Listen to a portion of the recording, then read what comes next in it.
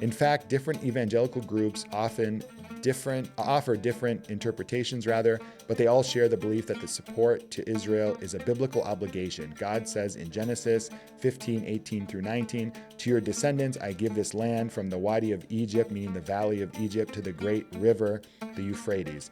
So I guess my point is, here it says, God says in Genesis, "I give to your descendants this land from the valley of Egypt to the Euphrates." So does that mean that like American foreign policy now is going to support establishing some kind of a Jewish kind of supremacist ethno-state from Egypt's valley, where the Nile Valley region of Egypt is, all the way through Iraq? Like, does that seem like sound thinking in terms of, even as a Christian who's devout, I'm saying you take one line out of the Bible from a very, very long time ago and try to apply it to the current, geopolitical reality that we live in.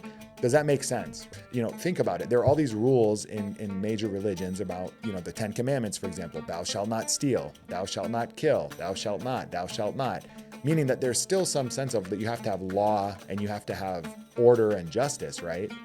So the idea that you can just pull a prophecy or pull some kind of interpretation out of the book and then ignore all the rules around not killing, not stealing, not lying, not cheating, not this, not that, and just throw that out the window really does not make any sense. It's completely contradictory.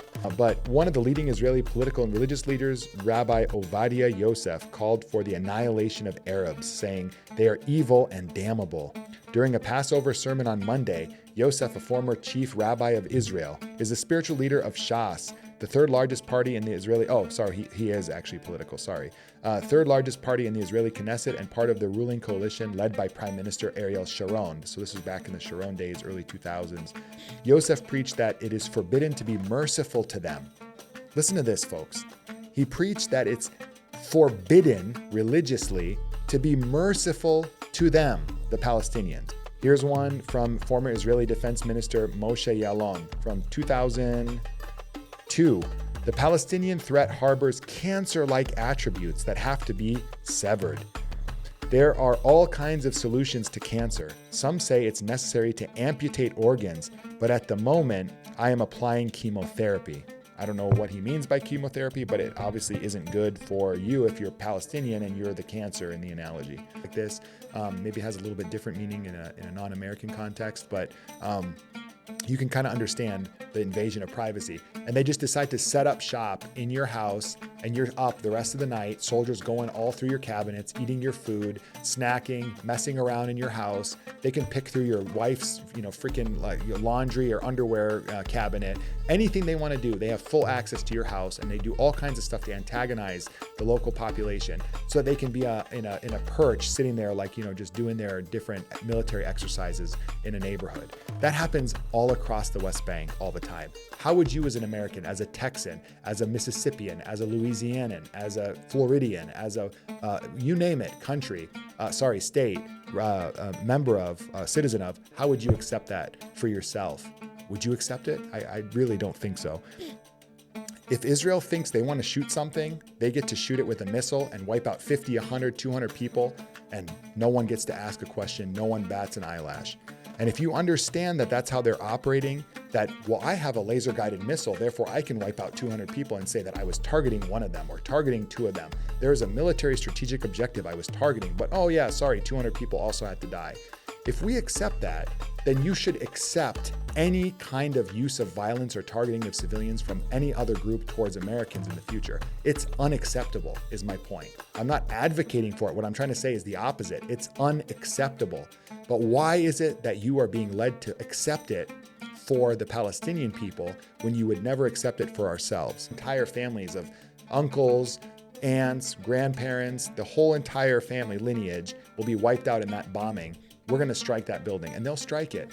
And that's what's been going on in Gaza since the beginning of the war, is that they will strike an apartment complex with 200 people, kill all 200 people, bring the whole thing down on people's heads while they're sleeping because there was one person of interest that was in that particular building. Now, if you say, well, Hamas is, this whole idea of like them being embedded, like they use human shields. This is perhaps the greatest lie. These people live in the Gaza Strip. They operate in the Gaza Strip. It's highly densely populated. It's highly surveilled. And they're trying everything they can to hold on to the territory they have so that they don't get ethnically cleansed or displaced off of it slowly or choked out of it. So that's the reality. Now, what Israeli officials come and do on TV is they say, well, it's barbarism. They just use their women and children as human shields. For the love of God, how much intelligence does it take for people to understand that no one who has kids would ever try to take their own kids and use them as human shields in a situation? A lot of us are parents. I'm a parent. If you were on a life raft and there were sharks circling, the vast majority of us would say, I will do whatever it takes to jump in the water and save, if I know I can save my kids, to get in the water with the sharks than to let my kids get in the water and get eaten by sharks. Anyone who's a parent knows that that's the reality. So for them to try to get the American psyche to believe that there are people out there who would just sacrifice their kids to get wiped out because they're a death cult, is always what you get told, is absolutely the pinnacle of ridiculous and is a complete lie, and it's used to dehumanize another set of people so they can be exterminated or set up for ethnic cleansing, and people won't care. Search around the internet for examples of Israeli soldiers using Palestinians as human shields, and you will find countless examples of all throughout the West Bank. If an Israeli soldier is going around, they want to go into a neighborhood, they want to go into a house, they want to go clear an area, go down an alley, they want to go down a street that they just, for whatever reason, they feel like they want to have extra protection and insurance policy, they will grab a Palestinian youth who's playing soccer in the street, a kid, someone's kid, grab that kid and put them in front of them and start going through the neighborhood or through the alleyways or the houses that they want to clear or check out or do their random patrols on, in order to not have a risk, to lower the risk of them getting any kind of trouble from the Palestinian side. This is not Gaza. We're talking about the West Bank, where Hamas does not operate. So I just want to paint a simple picture for you. Think about this as a thought exercise, okay, if you support Israel and what they're doing. What if Hamas said that there's one high-value Israeli target or mid-level Israeli target or Israeli military person living somewhere in Israel across the border of Gaza, and for that, in order to target that one person and get them, they unfortunately are going to have to skirmish and kill in their skirmishes 50 other Israeli people that are innocent civilians. How would you feel about that? You would absolutely not accept that. And so my only point is to say, just like you don't accept it for one side, you can't accept it for the other, regardless of what brought us here or displaced and dispossessed them. And so what I want you to understand is that that's what you're supporting if you support Israel without conditionality, right? I'm not, like I said at the beginning of the video, I'm not trying to get you to be anti-Israel. I'm not trying to get you to be anything other than a human being, an American with a conscience who wants a moral position on this issue for Israel, which is, we're okay. You say as an American, if you're pro-Israel, be pro-Israel, but be pro-Israel that looks like something that is morally defensible, that is, something that you can look at and go, under international law, under moral, frameworks, under my own sense of, as a human being, what I would accept for myself, this country operates. And when it doesn't operate the way I would want, do unto others the way you would want done unto you, the golden rule, if it doesn't operate that way, then I'm going to call it out. I'm going to be against it. I'm going to stop it. I'm going to sanction it.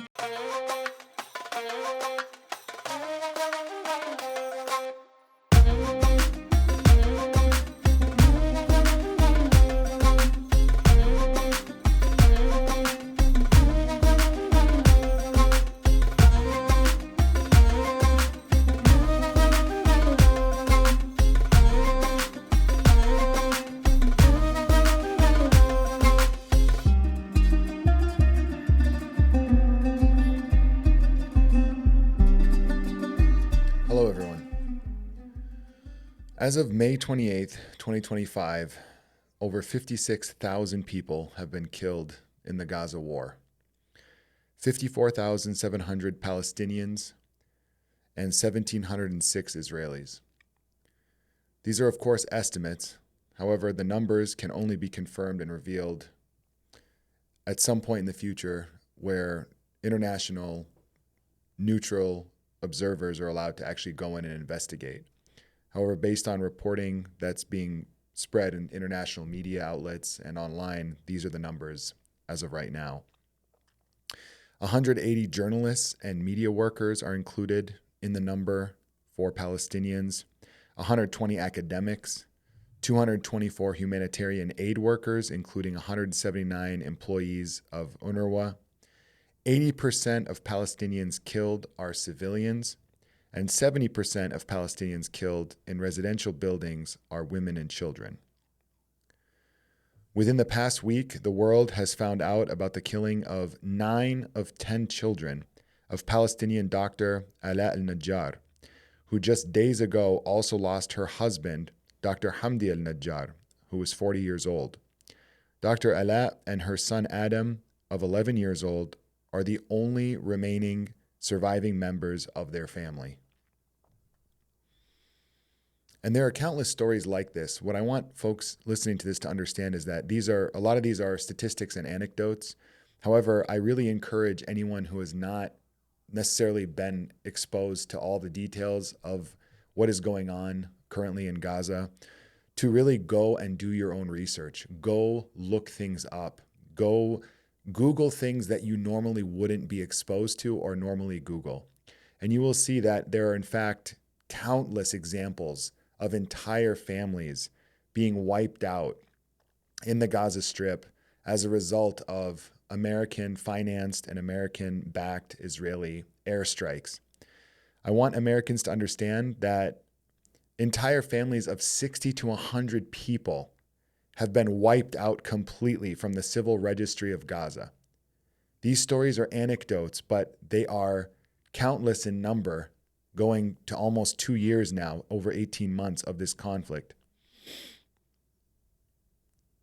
I just want people to imagine entire families, not families as in nuclear families, as in what we Americans living here, we're used to, one family having a mother, father, and, some kids or whatever in one house. We're talking about entire families, meaning uncles, aunts, cousins, brothers, sisters, extended family, entirely wiped out as a result of the level of destruction and really wanton aggression and blatant, abuse of the use of these missiles and airstrikes, which we'll get to in a little bit. But what I want people to understand is just imagining the scale of what it means, regardless of what happened before. We'll get to the entire discussion around October 7th. We'll get to the entire discussion around what's led us to this point, as well as what could possibly be the path forward. But just understanding that when people are using the terms ethnic cleansing, when people are using the terms genocide, even if you disagree with those terms, you must at least understand where it's coming from and why people are saying it. And hopefully by the end of this video, you'll have a bit more of an appreciation for where the other perspective is coming from. We're also witnessing an escalation in hatred and violence across the Western world, both in terms of both anti-Muslim and anti-Semitic speech and acts. It's important to say that I unequivocally condemn any and all such acts of hatred.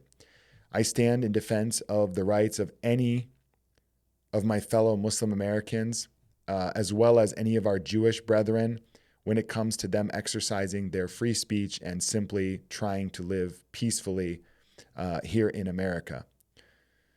Some of our Jewish brethren have been our strongest allies in the cause of Palestinian liberation, and their right to live in peace and express their First Amendment rights as citizens of this country is also critically important.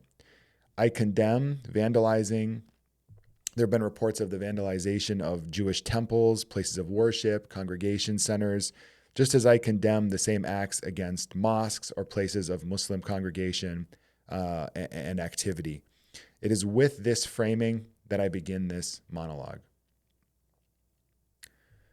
My objective is not to try to convince you as an American to become anti-Israel. My position and the position of many people, countless people, both on the side of, like I said, Jewish people who are standing in solidarity with Palestinian activists, as well as very much pro-Palestine people, is not about being anti-Jewish or anti-Israel even. It's really about being anti-policies that essentially equate to colonial settler extremism. And that colonial settler extremism has been politicized, has been activated. It has a very distinct governance structure, and it is entrenched in all layers of Israeli society currently. So I am not trying to get you to become anti-Israel. My sole objective is to get you to see and hear information that you likely never get exposed to, in the hope that your support for Israel may be tempered and balanced so that ultimately we can build an understanding or framework of what has actually gotten us to the current state of affairs, and more importantly, how we may establish justice and peace in the Holy Land. So again, the goal is not to make you anti-Israel. At the end of this, if you hear me out, you can remain pro-Israel, but at the very least, you will have gained a broader perspective, and at most, you can exercise your pro-Israel position with moral clarity and objectivity, rather than unconditional support for what Israel's most extremist elements are pursuing. So I'll cover the top dozen or so common myths about Israel that I personally feel every American should unlearn if they are to help more in a direction that is positive and in a direction that could lead to peace one day and away from an outcome of ethnic cleansing of Palestinians. One other quick thing to mention, if you are skeptical of what I am about to say or might say or have already said, is consider this. How much do you trust our government right now on any issue? We are operating in an age where Americans have almost completely lost faith in our government and institutions. From the JFK assassination files people keep eagerly waiting for the Trump administration to release without a bunch of redaction and to actually get us to understanding what actually happened, to the corruption involving NGOs that DOGE and some other efforts revealed, to lies about Iraq and Afghanistan, to COVID, to the entire Biden health cover-up that was revealed just less than, within the last several weeks. How many issues do we all know our government was flat out lying to us on? Yet with all that, for some reason, people find it completely logical or rational to then believe what the government and what mainstream media has been telling them on the issue of Israel-Palestine for decades. Just consider that for a moment as we get into some of these. So to start us off, what I want to do is go through one by one.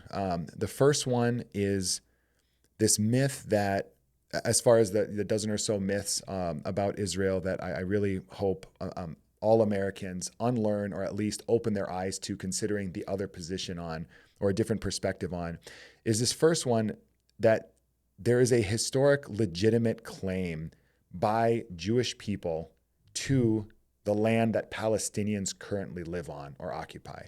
And I'm going to keep saying land because this is really important for people to get. It's not about saying a region or a philosophy or a clash of civilizations, one civilization versus another.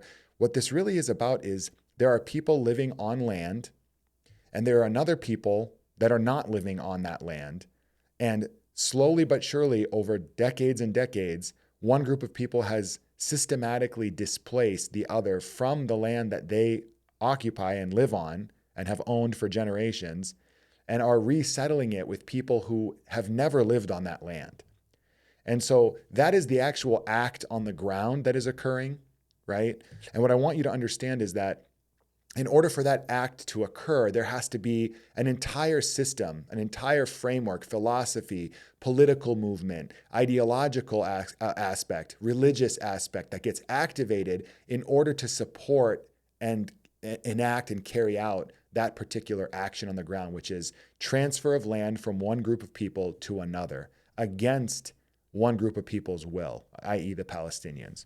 And so there we go back to this, there's a legitimate historical claim, so it goes, by Jewish people on the land that Palestinians currently live on. Let's not label the land. We're not going to call the land Palestine. We're not going to call the land, Greater Israel. We're not going to call the land Israel. We're not going to call it anything.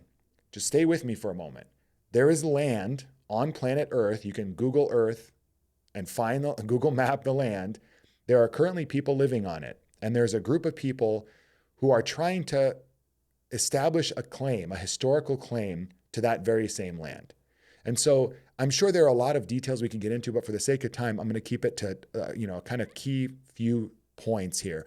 The first being biblical, right? So the historical narrative that we've gotten about this issue is that there's a biblical claim to the land. Why? Because God promised the land that the Palestinians currently live on, whether in the West Bank or however far away from Jerusalem you want to get as far as the epicenter of being, the sacred sites that all three major Abrahamic faiths hold as being important. The point is that there's this claim that the Bible says, God says that this land is for X people, therefore we have a legitimate claim to it. And what I want to address is just how difficult and perplexing that position is. Okay, I'm Muslim. I'm not Christian, but I could take the Quran, our holy book, scripture, and I could pull out a million different historical claims based on where people historically in the Quran are described as being, resided or living or existed, and try to say that, well, then that means that today that land has to be turned over to these other people because it said so in the Quran. How many people do you think, if you went out and tried to actually actualize that claim, whether through courts, whether through the United Nations, whether through, you name it, you pick an avenue, would actually sit there and say, yeah, I think you have a legitimate claim because your holy book says that that land becomes someone else's land at some point in the future or was someone's land at some point in the past.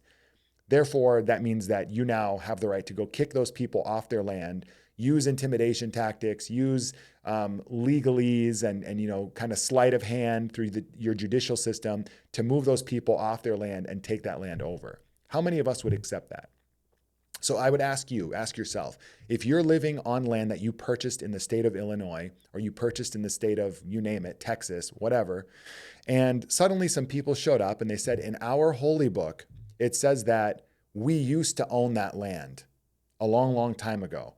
Therefore, we feel like today we have a legitimate claim. We're the descendants of those people. Keep in mind, you're not the same people. Your descendants died many, many, many thousands of years ago. And they say to you, because our descendants died many, many thousands of years ago, but they did own this land, I'm going to have to ask you to leave, or I'm going to have to ask you to be cool with me taking the land. Oh, and if you don't accept that, we're going to use force, intimidation, violence. And we also have this really big, powerful country that's backing us. And we convinced a lot of their population, their voter bloc, that this is completely okay and that this land actually is promised to us by God. Therefore, now they're behind us and they're going to help back us in using our force to get you off the land if you don't comply. How many Americans would accept that from any other group of people? Just ask yourself that question. We'll get to more examples of this historical claim in a second, but the other big one that I want people to understand is that, with the Bible, right, you might be a Christian who believes something by conviction. You say to me, you know what, Omar, I don't care. I'm Christian. I believe the Bible. The Bible says that this land is for Jewish people. Therefore, Palestinians, I'm sorry, they just have to leave or they just can't be on it. And I don't recognize the Palestinians as being legitimate people who can stay on their land that they've owned for hundreds of years or generations and generations. The other aspect I want you to consider too, if you don't like what I'm saying or don't quite acquiesce to what I'm saying, is any other faith group can look in their book and interpret things in whatever way they want, right? So I would question just, how convinced are you that the interpretation of the Bible that you've been given in terms of this land now goes to these people is actually in line with what God or what Jesus would have wanted to have had happen. So, think about it. There are all these rules in major religions about, the 10 Commandments, for example, thou shalt not steal, thou shalt not kill, thou shalt not, meaning that there's still some sense of that you have to have law and you have to have order and justice, right? So the idea that you can just pull a prophecy or pull some kind of interpretation out of the book and then ignore all the rules around not killing, not stealing, not lying, not cheating, not this, not that, and just throw that out the window really does not make any sense. It's completely contradictory. And so I want people just to ponder that for a little bit. The other big claim that we hear is genealogy, right? So, well, genealogically, Jewish people have been living on this land for a very long time. Therefore, it's really theirs, and they've lived on that land longer than the Palestinians. Therefore, really the land is more legitimately Jewish, should be Jewish owned than Palestinian owned. And again, just the idea of this is so ridiculous, but I'm going to entertain it for a little bit and give a couple of analogies. One of them would be, would Americans today accept the same argument, not going back 2,000 or 3,000 years? Let's just go back a few hundred years to the Native Americans, right? Native Americans owned and occupied this land in the United States long before European settlers came over from Europe and started occupying it. Would a person living in like a suburb of Illinois, of Chicago, or someone living in a really nice area of Austin, Texas, or a beautiful ranch out in rural Texas that they paid good money for, and maybe their entire life they worked hard, and their culmination of their work and pride and joy is this piece of land that they've purchased? Or maybe they inherited it from their father, who inherited it from their grandfather, and so on and so forth. Would they accept some group today of Native Americans coming through and saying, you know what, that land belonged to my ancestors, or belonged to my chief, the chief of our tribe, who's my great-great-great-great-grandfather, long before it belonged to your parents, and therefore I need you to leave. You need to turn it over to me. Would anyone accept that claim? Okay. I would guess that the answer would be no, a resounding no. And the idea is ridiculous. It's laughable. If Americans consider this, they'd just start laughing. They'd literally kind of spit out their Coke or spit out their coffee laughing so hard, because it's absolutely ridiculous. So the claim that, because of genealogy, people just deserve to have or have a claim to land that currently belongs to other people really makes no sense. When you look at it, just to entertain it a little bit, when you look at the three largest groups or classifications of descendants or genealogy of Jewish people living currently in the world, you have the Ashkenazi, you have the Sephardic, and the Mizrahi. Now, just do a Google search. I would encourage anyone to go online and do a Google search and see what these different groups are in terms of genealogical history. The Ashkenazi, for example, are the Jews of Germany and northern France. Some people say, Central Europe, Eastern Europe. So they've lived in those parts of the world for many generations, thousands of years, hundreds or thousands of years. And so someone who's been a descendant, let's say, of a Ashkenazi Jewish person living in Europe for hundreds or thousands, 1,500, 16, 1,700 years, whatever it is, for them to then come and say, well, I have a claim to some land halfway across the world in the Middle East simply because my great ancestors happen to live there. I think people should be able to understand very simply, like based on the Native American analogy I just gave, would be absolutely laughed out of court and baseless. You look at the other group of Jewish people, the Mizrahi, they are the Jews who are in the diaspora of the Middle East, North Africa, and Asia. Again, there were a lot of Jewish people that lived in the Middle East, in North Africa, in Asia for hundreds and hundreds and hundreds of years, as neighbors with Muslims, and had absolutely no problems, no trouble whatsoever. It wasn't until the formation of the State of Israel and all the political problems around the formation of the State of Israel and the land dispute between the local Palestinian population and the Israeli population began that you started having these problems, and you started seeing mass migration of Mizrahi Jewish people from the Middle East and North Africa into Israel after the establishment of the State of Israel. The Sephardic Jewish people from Iberia, basically the Spanish diaspora. Again, these are all different like pockets or diaspora groups that ultimately ended up, after the formation of the State of Israel, started moving in droves, in mass numbers to Israel, getting automatic citizenship in Israel, and being oftentimes placed in a settlement where they settle land that was often confiscated or taken from local Palestinian populations in order to promote the growth of the state and the national project of Israel. And so, again, I want people just to understand, like, this is the reality of how this stuff went down. And you have people who are moving from parts of the world where they had lived for thousands of years, and suddenly showing up to a newly formed nation state, which is still a very relatively new concept and idea in terms of human history, and getting automatic citizenship and often getting state funding and backing to establish a settlement somewhere where there was Palestinians living or had a claim to that land, either as farmland or as pastoral land for their sheep or their flocks or grazing animals, etc. And if those Palestinians either weren't kicked out and ethnically cleansed in 1948, roughly 700,000 Palestinians were ethnically cleansed and kicked off of their land, many killed. That setup would not exist, right? And so what I want people to understand is that there is this idea that the land was just sitting there. There was nothing there, no claim to it, no people. This idea of a land without a people for a people without a land, which we'll get to in a second, is absolutely not true. Could not be further from the truth, completely historically inaccurate, and it really is just a propaganda talking point that most people at this point who are paying attention to the issue have come to understand. The other one I want to point to that I want to just get people to think about is, we talked about the Native American example, but also if you use some of these arguments of genealogy, you get into this issue of the reparation argument for Black Americans. I don't want to debate the issue of reparations in America for our African Americans, but what I'm trying to get at is there are so many people on the right who are staunch supporters of Israel, in the sense of with no conditions, without having any kind of care for what's actually happening on the ground, what crimes Israel's committing. They just back them blindly with like I said, no preconditions. These are the same people who would reject the idea of them having to pay reparations from current taxpayer money for the descendants of African Americans. My question would be, why? Why the inconsistency, right? So if you're willing to say that because genealogically these Jewish people have the right to this land that's Palestinian today, you should be okay with arguments that span time then in terms of reparations for Black Americans. Say, well, hey, the big argument that I hear from people on the right around reparations is, what do I have to do with the crimes of slavery hundreds of years ago? My ancestors or our ancestors committed all kinds of terrible things and acts.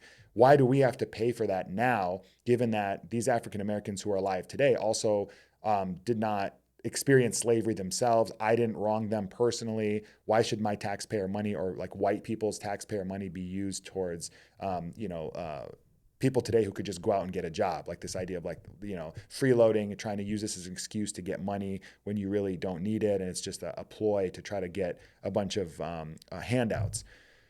If you're willing to use that argument around reparations, then you should surely be able to at least understand the argument when it comes to the genealogical aspect of the claims that Israel puts up for Jewish migration and land confiscation and settler colonialism in Palestine. Vikings in America. What if Vikings showed up, right? The descendants of Vikings showed up today and they said, we have claim to certain parts of the East Coast. We were there long before Columbus. There's scientific evidence that shows that the Vikings were in Canada and certain parts of the Americas long before Columbus. They come in and they say, we stake a claim. We have a historical claim. Our ancestors, were marauding around, pillaging and killing and doing all kinds of crazy stuff like Vikings do in the Americas and in Canada. Therefore, we want this for us now. We wouldn't accept that, right? The Spanish were in the South. Spanish were all over, Coronado was all over the place in South America. How many different Spanish settlements were set up in Mexico, New Mexico, Arizona, all kinds of parts of Texas. How would we respond to the Spanish people suddenly saying we have a claim to that land, we're going to start settling the land, and we just get to because we have a right to, it's genealogical, our ancestors were here, therefore we get to come here.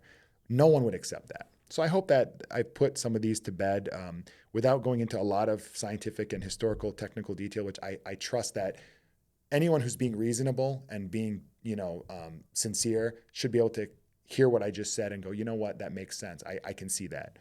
The second myth that I want to bring up is that the land was empty, just waiting to be settled. So land without a people for a people without a land, meaning the people without a land would be the Jewish people following World War II and the horrors of the Holocaust and the persecution that they had undergone in many of the European pogroms in history. They were persecuted throughout Europe, culminating in the terrible Holocaust that occurred. And World War II ends, right? And you have all these people, refugees, Jewish refugees that don't have a land. And so there was this slogan that someone came up with, kind of a Zionist slogan that essentially says that, it's a land for without a people, for a people without a land. And so the question is, was it really a land without a people? Now, the Palestinians had been living on that land since biblical time, like for thousands of years. As far back as you can trace, there have been people, right, of a different ethnicity than Jews living on that land. And also Jewish people living on that land, I might add. There are Jews who have lived in the Middle East long before the establishment of the state of Israel. And so this idea, though, that like the land was empty, right, it very much evokes that kind of concept that European settlers brought up about the United States when they first discovered the Americas. Like, oh, look at all this land. There's no one here. By no one, they meant no one like us, right? Like no competing superior colonial power to challenge us. Okay, the natives, we'll deal with them. But there are no strong people with similar culture and systems of law and systems of land ownership and rulership that could challenge us, right? It's just ours for the taking. This kind of idea, I mean, you could use that argument if you want to say that if you come to a land and there's like a weaker people and you're stronger, then you just get to take the land because those people aren't really people. It's really land without a people, as long as the people living on the land don't look like me or talk like me or act, walk and whatever else like me. I hope people understand at this point in the 21st century, in 2025, that this is a completely baseless argument. It's an inhumane argument. It's a dehumanizing argument. It's an argument that people, our ancestors, used for doing all kinds of terrible acts to local indigenous populations all over the Americas and the Caribbean and the South Pacific. And, the history of colonialism is littered with just examples of this terrible logic and understanding or dehumanization. So the idea that the Palestinians weren't there is just wrong. You can go look this up. Look up the British Mandate period of Palestine. You'll see that the British commonly referred to the area as Palestine, as the people as being Palestinian. People were farmers, were shepherds, were businessmen, traders, fishermen that lived in Palestine going back eons. So just go do a simple Google search, please, and you will see that the idea that the land was empty and there was no one living there is completely baseless and completely false. A third myth that I want to hit on is this greater Israel must be established for the second coming of Jesus. The reason why I want to hit on this one is because I think this is where, for a lot of Christians who are evangelical, big time Israel supporters, they kind of pull up this argument about greater Israel must be established for the second coming of Jesus to happen. It's prophecy. What I want to hit on first is, do you recognize, or is there an ability for my Christian brothers and sisters who hold this position to recognize that there's a difference between prophecy versus a roadmap, right? And so I want you to stick with me. You might learn something about Islamic understanding and Islamic prophecy about the end times that maybe you didn't know. But in Islam, we have similar concepts, right? We have prophecy about what will happen before the day of judgment, before the end days, the Armageddon, that kind of thing. And one of them, just for an example, is that at the end of time, lewdness, nakedness, and basically sex will be everywhere. It'll be in the streets. It'll be like pouring out into the public spaces. And there's even one example that's given by in a hadith, a saying of the Prophet Muhammad, where he says that it'll be so bad that people will literally be committing the act, like a sexual act, on the street or on a path, and someone's trying to pass through, and they'll have to ask them to, can you please move over? Can you please, get away from the path so I can pass? Like that's like a sign that things have gone terribly wrong from a religious perspective at the end of time. These kind of prophecies, at least from a Muslim perspective, they're not roadmaps towards what should be done. Actually, the things that are being prophesized can be very terrible, heinous, and actually things that should be avoided and fought against and condemned and all the rest. More than anything, right? So, like, for example, the prophecy about lewdness and sex in the streets and this and that, to the point where people trying to pass can't pass without saying, please, can you move over so I can pass? it's not saying that you should then actuate or try to put in a program to make that the case so that we can bring about the day of judgment, right? The idea is that the day of judgment will come at a time in which there's so much corruption, there's so much mischief, so much moral decay in the land or on earth that it's the end of time. Like the end of time sign is that there's so much moral decay that all that's left is for everything to come to an end.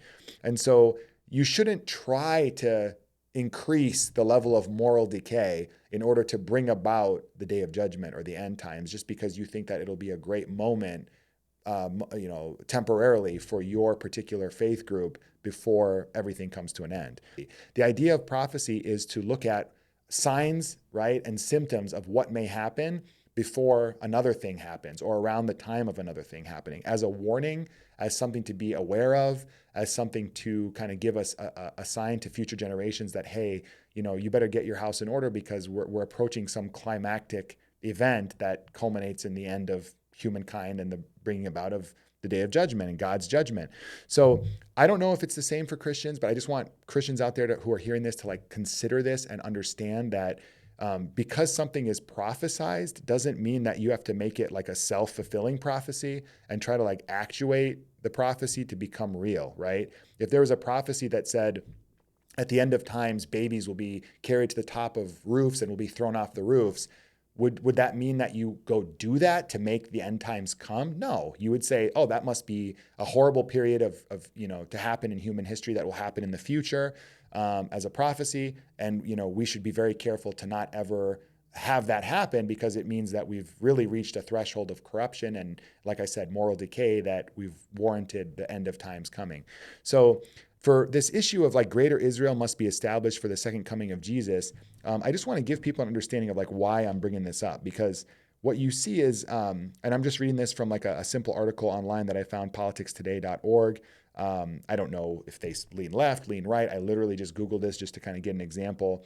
It says that there are major prophecies include the return of Jews to the promised land, the foundation of Israel, the preaching of the Bible to the entire world, and so on. Another prophecy foretells that Armageddon, the end of the world battle, will take place at the plains of Megiddo in northern Israel. In the battle, Jesus will defeat the Antichrist, and each side will lose 200 million soldiers, including 9 million Jews. Only 144,000 Jews will acknowledge Christ as the Messiah.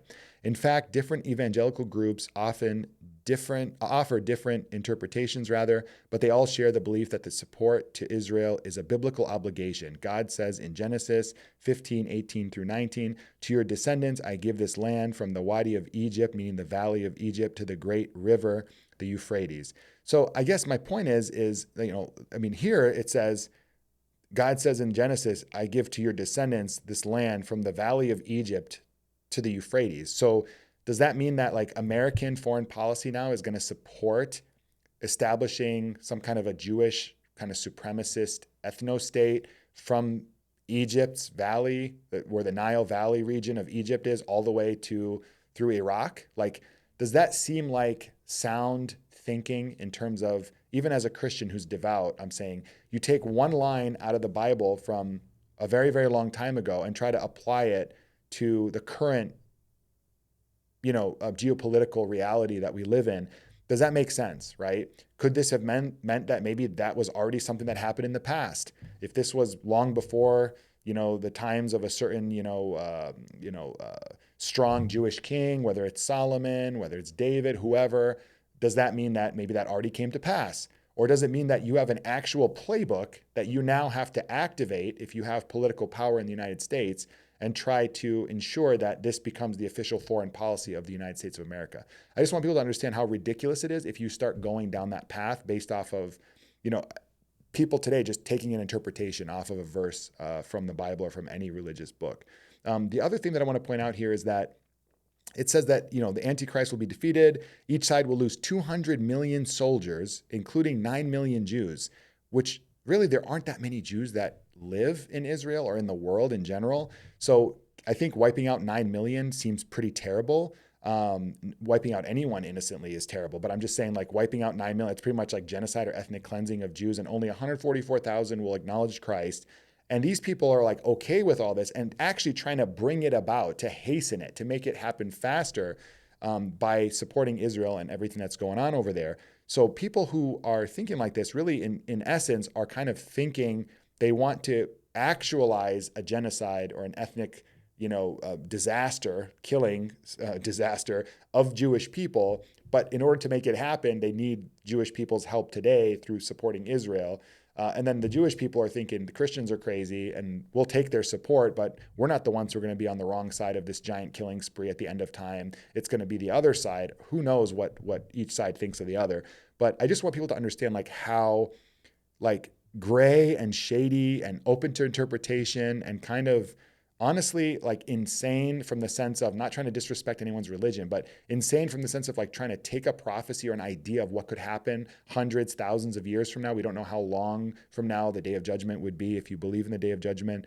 And trying to make it like occur immediately because of some loose interpretation that you or your local church or current Christian leadership have. So prophecy versus roadmap, I just want to call that out. Like, is it really a prophecy that's about prophecy to say this could happen in the future, be aware of it? Or is it a roadmap? You need like a boot program you put into your head and load up and start actuating as if we were programming like a software and a robot and we say, now go out there and do it.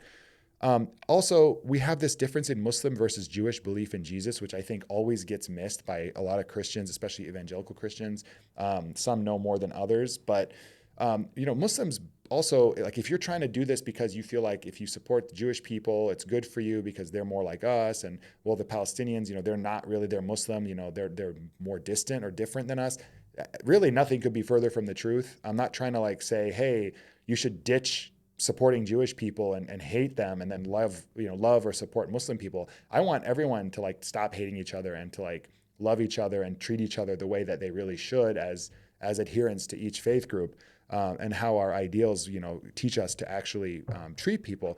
However, Muslims, believe in Jesus. I just want to point that out in case you don't know. Muslims believe in Jesus. We believe that in everything about Jesus as being him being so special, being highly venerated. The only difference between us and Christians is that we don't believe Jesus is God or is like part of a triune God structure or like is God. We believe that Jesus was a prophet, just like Moses or Abraham or some of the other prophets in terms of being a human being, flesh and blood, born of miraculous circumstances. Obviously, we believe in the Virgin Mary and that his birth was a virgin birth and miraculous, etc.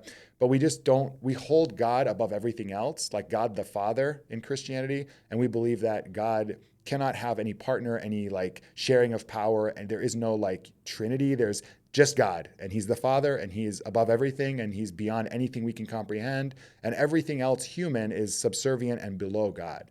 But I just want to point that out there, that you essentially by being supportive of like maybe wiping out Palestinians or ethnically cleansing Gaza, trying to get those people off the land, or feeling like there's the legitimate demonization that can go into like the Palestinian people, you're supporting the demonization of people who actually believe in your faith belief system even more than the people that you're helping, because Muslims didn't reject Jesus. We believe in Jesus wholeheartedly, and we venerate him. And actually, if you don't believe in Jesus, if you disbelieve and create some kind of conflict or issue with the existence of Jesus Christ, you actually take yourself out of the fold of Islam.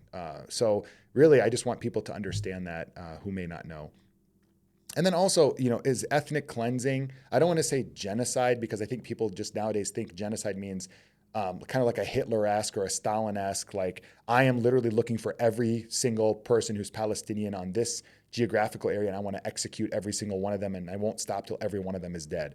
I'm going to, instead of using the term, which that isn't the official definition or understanding of genocide, legally or under international law. However, I'm just going to put that aside. Ethnic cleansing doesn't necessarily mean you have to execute or kill every single man, woman, and child the way people think that genocide does, which isn't, again, the real case of the definition of genocide. Ethnic cleansing is like cleansing the land, right? You can displace people, like wipe people off of a land, whether by killing them or forced displacement. I would ask, is ethnic cleansing, which is very much by almost every international organization, humanitarian rights organization, even former Israeli prime ministers and leaders are coming out saying that they believe that Israel is carrying out genocide. They've used the term genocide or ethnic cleansing. You have former Biden officials now breaking with the previous administration's stance and saying that they believe that it's happening and that Israel is moving in that direction. Do you think that ethnic cleansing is a path to Jesus Christ? Like, you know, the whole "what would Jesus do" bracelets that people wear? WWJD, what would Jesus do? I saw those growing up as a kid in the Midwest. What would Jesus do in terms of right now when it comes to ethnically cleansing land of people because those people refuse to move away or let down or give up their claim to their land? What would Jesus do? I'm just throwing that out there as a question for people to mull over. So the other myth is Israel is a democratic, open, just society, just like America, so worthy of our support. And what I want to bring up is, is this actually a veneer or is it reality? And I would argue that this is a veneer, and it's a real clever deception and propaganda on the part of Zionists. And when I say Zionists, I mean people who are dedicated to this idea of the establishment of like a greater Israel, like an Israeli, Jewish homeland that involves actually force removing all of the local population, the Palestinians, and doing this in order to establish some kind of like messianic, entity on that land. So when I say Zionist, I'm saying Zionist because not all Israelis are Zionist. Actually, there are a lot of Israelis who are anti-Zionist, anti-Zionism. And there are also a lot of Jewish people who are anti-Zionist and anti-Zionism. So we need to be very careful with our terminology. I think if you are listening to this and you don't know what the heck I'm talking about, do some research. Look up the difference in terminology between Jewish, the term Jewish or Jew, Israeli or Israel, and Zionist or Zionism. There's a strong effort on the part of Zionists to try to conflate all of them together because they get benefit from that, right? Like if Zionists who have this like more extremist ideology that are trying to carry out an ethnic cleansing, whether slowly or quickly, in the Holy Land to get rid of the entire Palestinian population eventually. If people start discovering that Zionist is different, like you're your own little fringe group compared to Israel or Palestine, or Jewish people, they lose, right? But if they can convince the American public that Zionism equals Israeli equals Jewish, and that if you're anti-Zionist, you're anti-Semitic, it's a very nice thing to have as an asset in your propaganda tool bag because it gets people to automatically be able to point out anti-Semitism if someone is critical of Israel or critical of the objectives of Zionism. So I want you to be aware of that. It's a very, very subtle thing for some people who haven't been paying attention to this issue long enough. Those who have been steeped in this issue for a long time know this. It's like 101. So don't conflate Zionism with being Jewish. Jewish and Zionism are distinct. There are many, many Jewish people who are anti-Zionist that show up to pro-Palestine rallies, Palestine justice rallies. They don't want the destruction of the state of Israel. They just want Israel to operate like a normal country and live peacefully with its neighbors and not continue this like Zionist agenda of grabbing all the land and establishing some greater giant Jewish ethno-state kingdom in the Middle East. And so is Israel a democratic, open, and just society? And what I want to do to kind of peel back the layers on this one is I want to give you an idea of some of the statements that, not the statements. Let's go to some of the laws that are actually on the books in Israel that most Americans really have no clue about, right? And so these are the 7 most racist Israeli laws, okay? And so when people say that like Israel's democratic, open, and just society, like they're just like America, people envision this like little America that happens to be just a lot of Jewish people living there in the Mediterranean, right? Like right off the Mediterranean. But in reality, it's not just like America. And I'm going to give you some examples here. So 7 most racist Israeli laws. 1, the Jewish nation-state law. One of Israel's quasi-constitutional basic laws stipulates that the right to self-determination in Israel and the occupied Palestinian territories is unique to the Jewish people and encourages racial segregation and discrimination against Palestinians in housing, by directing the state to promote the development of Jewish settlement as a national value. Number 2, law of return. Gives Jews from anywhere in the world the right to immigrate to Israel and occupied Palestinian territories and to automatically receive Israeli citizenship. At the same time, Israel denies indigenous Palestinians who were expelled during and after Israel's establishment their legal right to return to their homeland because they aren't Jewish, and treats Palestinian citizens of the state, who comprise more than 20% of Israel's population, as second-class citizens. If anyone doesn't believe me, I want you to go and look at my other podcast episode on my YouTube channel, in which I interviewed an Israeli, a group of Israeli activists. One of them was the leader of one of these Israeli activist groups, and the other is a Christian Palestinian leader of the activist group, standing together. And so I want you to go back. It's only a few episodes back from this one, and take a look at that to see an example of what. And the reason why I bring this up is because they're both. One of them is Jewish Israeli, the other one is Palestinian Christian, who has Israeli citizenship. And so this would be what it's talking about, is the 20% of Israel's population that's Palestinian with Israeli citizenship as second-class citizens. She describes examples of that in the interview. Number 3, the admissions committee law. So authorizes hundreds of smaller towns to set up admissions committees to reject applications from Palestinians, LGBTQ people, and others deemed undesirable, using criteria such as being unsuitable to the social life of the community or the social and cultural fabric of the town.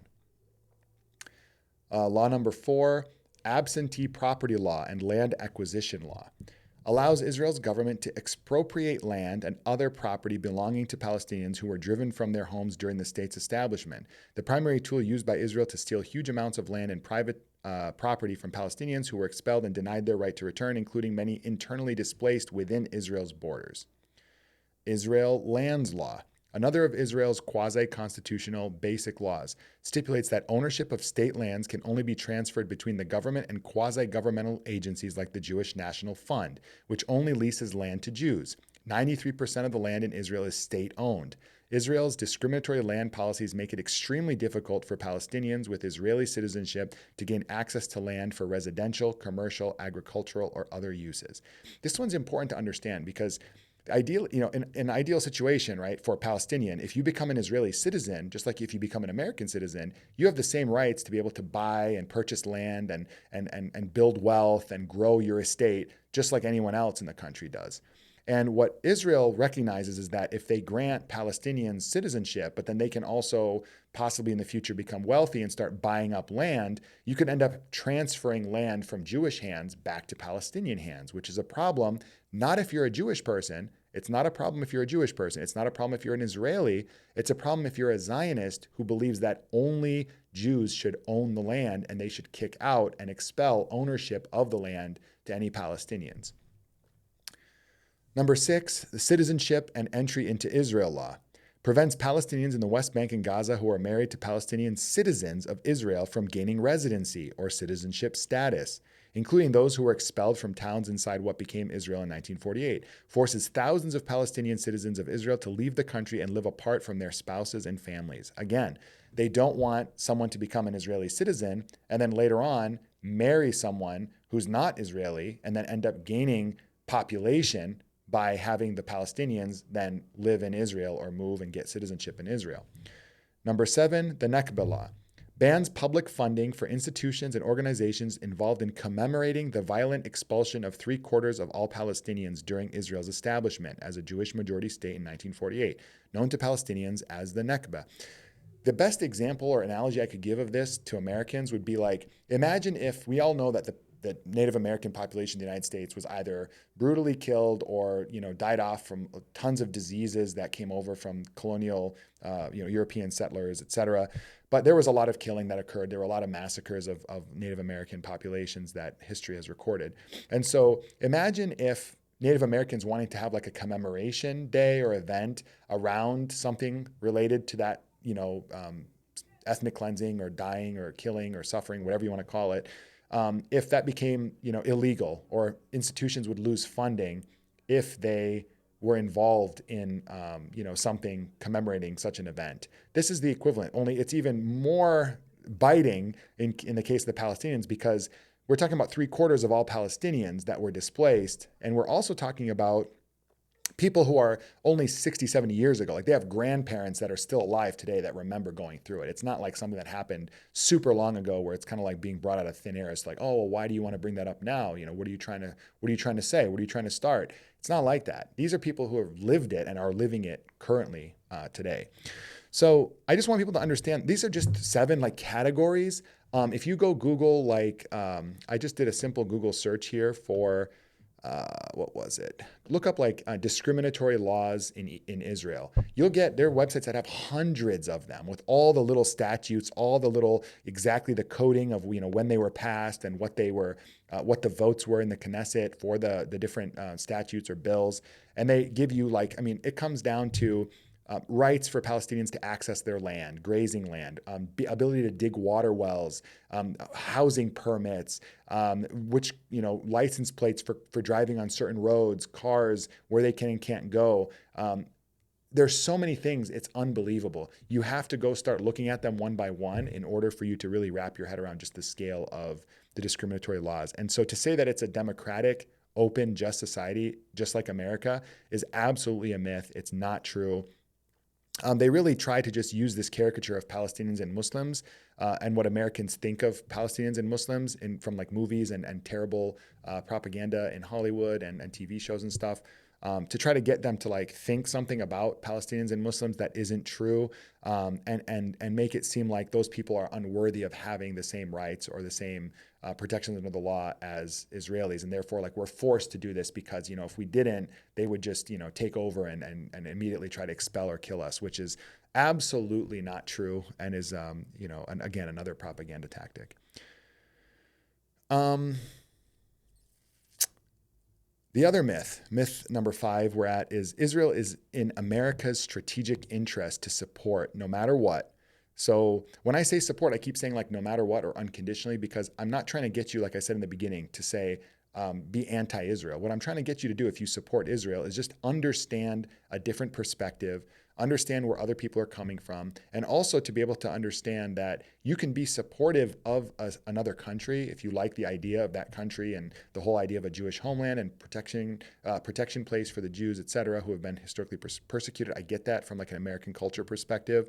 However, you can do that and still be conditioning U.S. tax dollars and U.S. support and aid upon upholding international law and not, you know, being engaged in these completely immoral practices of like forced land transfer and ethnic cleansing through the use of law as well as force and violence, which we'll get to in a minute. So this idea that Israel is in America's strategic interest to support no matter what.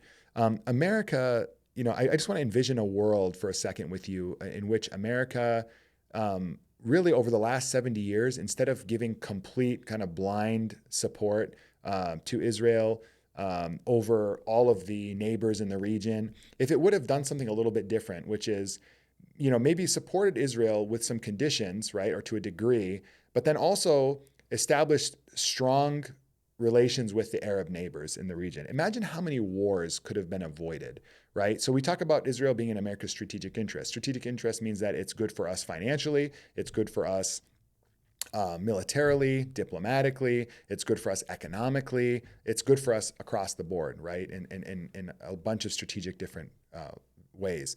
And really, nothing could be further from the truth. You know, if, in my opinion, if you look objectively at the 20th century and America's foreign policy follies in the Middle East, so many of them stem from the United States being manipulated into certain beliefs or assumptions about the Middle East, such as Iraq and regime change of Saddam Hussein. You know, it was Netanyahu who was on the, you know, in Congress, who gets invited regularly for reasons I can't understand. It's just absolutely blows my mind. He comes in and he starts telling us about, you know, I guarantee you, you will establish peace and you will establish this in the region and it'll be better for America and blah, blah, blah. Convinces us, gets our government to lie to the American public and convince us that it's in our strategic interest to go into Iraq, their weapons of mass destruction, all these lies that were fabricated by the Bush administration to get us to go to war. We go in there, we spend how much in terms of lives and treasure lost, American tax dollars and sons and daughters lost in the Iraq war, in order to really carry out, if you look at it, carefully, it's really Israel's strategic interest for us to go in and do that. And it wiped out someone who was somewhat of a competitor to them, not really a competitor, but someone who, Saddam Hussein at least gave, public verbal, what do you want to call it? Like support for a Palestinian state and Palestinian resistance and an end to Palestinian occupation. He was really kind of like a barrier, Israel felt, to them being able to just like act with impunity. And for that, that crime, he had to be removed. And so they convinced the United States to take on the cost and the sons and daughters dying in order to execute that plan. And if you look at how much fomenting of anti-Americanism there has been in the North Africa, the Middle East, and Asia as a result of America's kind of like no matter what blind support for Zionism in terms of Israel, you will see that it actually has cost us a lot more than it has benefited us. You look at how much tax dollars go to Israel. You look at how much in terms of, like I said, tax money for wars in Israel's interest, not in the United States' national homeland interest. And in terms of sons and daughters dying, it just blows my mind that people don't connect the dots easier and understand that if the United States had pursued a policy like what Trump is doing right now, let's say, I could envision a world where the United States would have pursued a policy of saying, listen, we're going to be friends with all the Arab governments. They're still dictators, they're regimes, they're terrible to their own people, et cetera. But we don't care, right? We're the United States, we're the empire. We're going to make sure that we're good with all those Gulf countries, Saudi Arabia, the UAE, Qatar, you name it. And we're also going to be, buddy-buddy with as many of these regimes as possible, have good trade relations. They benefit us, we benefit them, et cetera. They really only care about money and power. So if America could kind of satiate them in terms of money and power, that's all they want, those Arab regimes. And so you would probably have such a different 20th century in terms of stability and peace and really just a whole different Middle Eastern reality over those 60 or 70 years than the policy that was pursued with this idea, this myth that really Israel's in America's strategic interest more so than it actually is.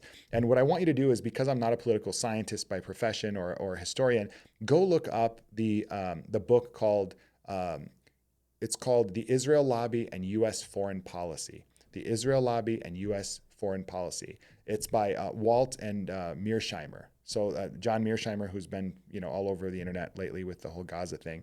Go look that book up. First of all, look up the history of how that book was published and how much difficulty they had in getting it published because the Israel Lobby and the Zionist groups were so scared of what that book might reveal in terms of reality to the American public. I really encourage people to go check it out. Check out the history of the book online, how it was published, kind of some of the scandal around that, as well as check out the high-level points. You can use AI to give you the high-level points nowadays of pretty much anything, and it'll give you a good idea of what I'm talking about in terms of strategic interest. Myth number 6, Israel is a reasonable, peace-loving society. The Palestinians are violent, peace-hating, and death cult-like societies, or a society. This is one that I think is probably at the crux of so much like just blind American like default support for Israel versus being on the side of the Palestinians, is that they've managed to paint the Palestinians as like this caricature or this cliche, like post 9/11 Jack Bauer from the show 24, kind of like typical terrorist kind of mentality understanding of a people, which is absolutely terrible, right? These are an entire people. They have some of the most beautiful, talented, educated, sophisticated, peace-loving citizens within their ranks, and to kind of try to do that to them is absolutely, to me, evil, but absolutely, completely disheartening and disingenuous and destructive, because what it does is it dehumanizes those people, and it makes it much easier for the American broader public to just be like, yeah, whenever an issue comes up, if you got to choose between your two teams, Israel or Palestinians, they just default to Israel because they portray Israelis as being like Americans, beach going, the women dress the same as Americans, they wear bikinis at the beach, they do barbecues, they drink beer, liberal Israelis will eat pork and have bacon and hot dogs and whatever else. They're like us. versus those Palestinians, their women dress weird, they don't eat pork, they don't drink, they don't have the same beach going experience. Like people culturally just associate with cultures who are more similar, right? So they play this up quite a bit in terms of trying to get Americans to believe that Israelis are really just reasonable, peace-loving people, and the Palestinians are it's like in the Lord of the Rings, they're the orcs, right? And the orcs are coming, and you have to hold the ranks and try to defend your people from annihilation. And this is absolutely, absolutely not true. And I'm going to give some examples so people don't just say, oh, Omar's just talking out of the side of his mouth.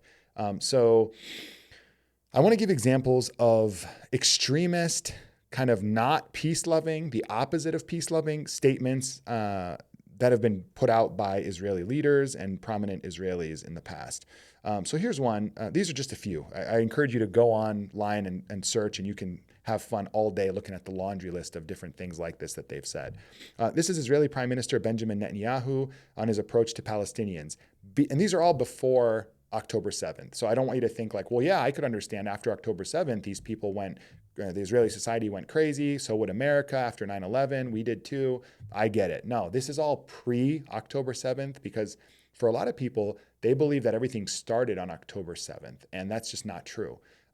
Everything did not start on October 7th. This thing has been going on. This Palestine-Israel issue has been going on, for 70 plus years. And there's a lot of detail to it. The fact that you're just tuning in from October 7th forward is really the most frustrating part for people who've been involved in this Palestinian, struggle for independence and for freedom and liberation for so long. It's very frustrating to us because you're coming in at the very last bit. And it's like, if anyone's ever been to the movies with like a parent who falls asleep, like right at the beginning of the credits, they fall asleep rather, you're at the introduction, and then they wake up like halfway through the movie and they're like, wait, what happened? Why is that guy killing that guy? Or why did that guy cheat on that person? And you're going, hey, mom, dad, like you were snoring the whole time. Can you please pay attention to the movie? Don't keep asking me updates on the plot if you're going to be sleeping. This is essentially what people who are just tuning in from October 7th forward have been doing. And so here's a quote, Benjamin Netanyahu before October 7th. He says, beat them up, not once, but repeatedly. Beat them up so it hurts so badly until it's unbearable. And there are a lot worse Netanyahu quotes. I'm just pulling off of something quickly that I found on Google.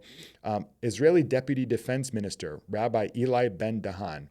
This is from 2013. Palestinians are beasts. They are not human.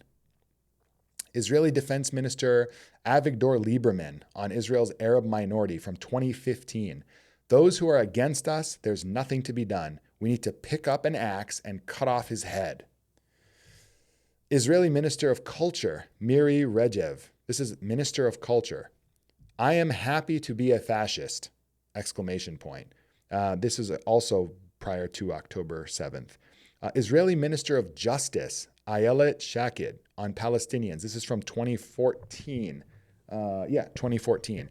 They should go, as should the physical homes in which they raised the snakes, referring to their children. Otherwise, more little snakes will be raised there. Can you imagine if a Muslim or a Palestinian, like civil society member spoke in these terms? I mean, Americans might say, well, Hamas speaks in similar terms, maybe doesn't use the same language. We're comparing like a government that claims to be like the United States. That's my whole point I'm trying to connect you to, is that they're reasonable, peace-loving, they're just like the United States. They're supposed to be like a democratic, like stable society. This is the way and the term in which they speak way before October 7th. So if you're trying to compare them to like people who are civil, servant level class people in the Palestinian side, and you say, well, both sides say that'd be different. No matter what Hamas says, right, they have their own distinct category compared to what Israeli government and cabinet officials are. Hamas is a fringe, paramilitary, designated terrorist organization by the United States. They, have a certain, let's call it like super conservative, hyper conservative, Islamic view, worldview, etc. And you're comparing that to like what's supposed to be, like I said, the idea of like Israelis going to the beach, barbecues, living like Californians do with flip-flops and having a good time. Like, does that sound like Americans in flip-flops having a good time, speaking like normal people? Like, to me, it doesn't. It sounds like something that's very much mirroring what Americans typically associate with Hamas rhetoric. And what I want Americans to understand is that this has been going on for decades. Like, there is an extremist, really racist, really prejudiced, really anti-Palestinian, dehumanizing, supremacist element within Israel that never gets any of the headlines or the media attention or the interviews on CNN, Fox News, CBS, NBC. They only send Netanyahu to these stations and other Israeli officials who are very aware of how they're perceived by Americans, and they maintain this idea with Americans that, we're just these peace-loving, hey, you see like Benjamin Netanyahu gets on Fareed Zakaria. Hey, Fareed, how are you? Oh, it's been great, looking forward to the holiday. I hope your children are doing well. And everyone hears that as an American who's like a professional, a company guy, American police officers, people in America just hear that and they're like, oh, it sounds like one of us. Sounds like a nice, cool dude. He's the head of state. Must be tough job, given that there are all these crazy Palestinians and Arabs living around them. Man, why wouldn't we support them? But in reality, when they go back to their home country and they speak amongst each other and they have their own Knesset meetings and they have their own private gatherings and stuff, sometimes these quotes get picked up and you realize that it's not quite the way they portray themselves. They are not who they portray themselves to be in Western media. Another one, Israeli Prime Minister Benjamin Netanyahu on Israel's Arab neighbors from 2016. We must defend ourselves against the wild beasts. Here's one from former Israeli Defense Minister Moshe Yaalon from 2002. The Palestinian threat harbors cancer-like attributes that have to be severed. There are all kinds of solutions to cancer. Some say it's necessary to amputate organs, but at the moment, I am applying chemotherapy. I don't know what he means by chemotherapy, but it obviously isn't good for you if you're Palestinian and you're the cancer in the analogy. Former Israeli Deputy Prime Minister Ilan Pappe urges army to, quote unquote, send Gaza back to the Middle Ages. This is before October 7th.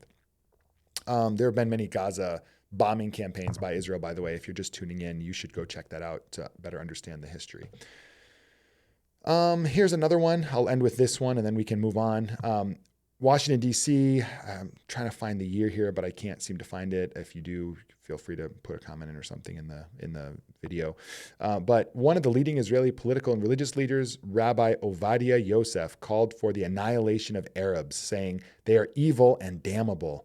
During a Passover sermon on Monday, Yosef, a former chief rabbi of Israel, this is a chief rabbi, this isn't a political leader necessarily. Chief rabbi, religious leader, is the spiritual leader of Shas, the third largest party in the Israeli, he is actually political, third largest party in the Israeli Knesset and part of the ruling coalition led by Prime Minister Ariel Sharon. So this was back in the Sharon days, early 2000s. Yosef preached that it is forbidden to be merciful to them. Listen to this, folks. He preached that it's forbidden religiously to be merciful to them, the Palestinians. You must send missiles to them and annihilate them. They are evil and damnable. The Lord shall return the Arab deeds on their own heads, waste their seed, exterminate them, devastate them, and vanish them from this world. So this is, I'm trying to get people to understand, imagine this rhetoric coming from the Palestinian side. Most Americans would go, sounds not too distant from what I sometimes might think of Hamas as saying. You have to understand, you haven't been shown the extremist rhetoric from the Israeli side. You're only shown the extremist rhetoric from the Palestinian side, i.e., mostly what people associate with Hamas rhetoric. And so I want people to understand that you're dealing with absolute madness a lot of times in terms of rhetoric on both sides. But on one side, you have a people that are trying to portray themselves as being like your average Americans while trying to take the land of another people. And on the other side, you have people who are occupied, who are being kicked off their land, who have been refugees for decades, who have had countless family members killed in bombings and strikes and all kinds of stuff. And they're the ones saying the rhetoric. Just so you can kind of compare apples to apples more rather than the way it's portrayed, which is completely disingenuous. I'll let you go do your own research. Go look up extremist, racist statements or rhetoric by Israeli leaders or prominent Jewish figures in Israel, and you'll see tons of stuff that I didn't even include the stuff post October 7th because I know people are going to roll their eyes and go, you know what? This is all post October 7th. I totally understand it. I get it, because we would have said similar things post 9/11, even though I disagree with that, because after 9/11, George Bush and the rest of American leadership stood up and said that this is not, the people who perpetrated this are not the same people as the rest of Muslims living in American society. And the difference is these people are not making that distinction. These people are saying whatever happened on October 7th, all the Palestinians, there's quotes post October 7th of people saying, Israeli leaders saying that there are no civilians in Gaza, that every single person, man, woman, or child in Gaza is the same as a terrorist. And I said about my interview with Angela Matar, she was a Palestinian Christian Israeli activist that I interviewed a couple of episodes ago. Go check it out on the channel. She brings this up. She points out that in Israel, she lives in Israel. She's an Israeli citizen. They demonize all Palestinians so that every single civilian killed, they say that 200 terrorists were killed in the attack, not one terrorist, and then they killed 199 civilians to kill that one terrorist, low-ranking guy probably in an apartment building going home to have lunch or whatever. They just make it out to be like they're all terrorists. 300, they're all terrorists, even if it's men, women, and children. So I need you to understand that it's not, the information you're getting is not what you believe it to be. You need to start thinking more critically about this. So just to kind of round out the sixth one about Israel is reasonable, peace-loving, etc. They play the Western media tours, like I told you. They go on all these different CNN, Fox News. They bring out the same types of Israeli officials who have great English, that present well to cameras, and they know that the American public will be very sympathetic to their overall style of reading and style of presenting. And they convince Americans through decades of doing this that these are what these people are, and the people on the other side are a bunch of, monsters, essentially. Palestinian perspective on peace. So I want people to understand that Palestinians want nothing more than peace. Palestinians want to live with justice, dignity, and respect on their land, the land that they've lived on for generations, nothing more. Everything else is a distraction. You have to understand that. Palestinians want peace. Israelis want peace. Some Israelis want peace.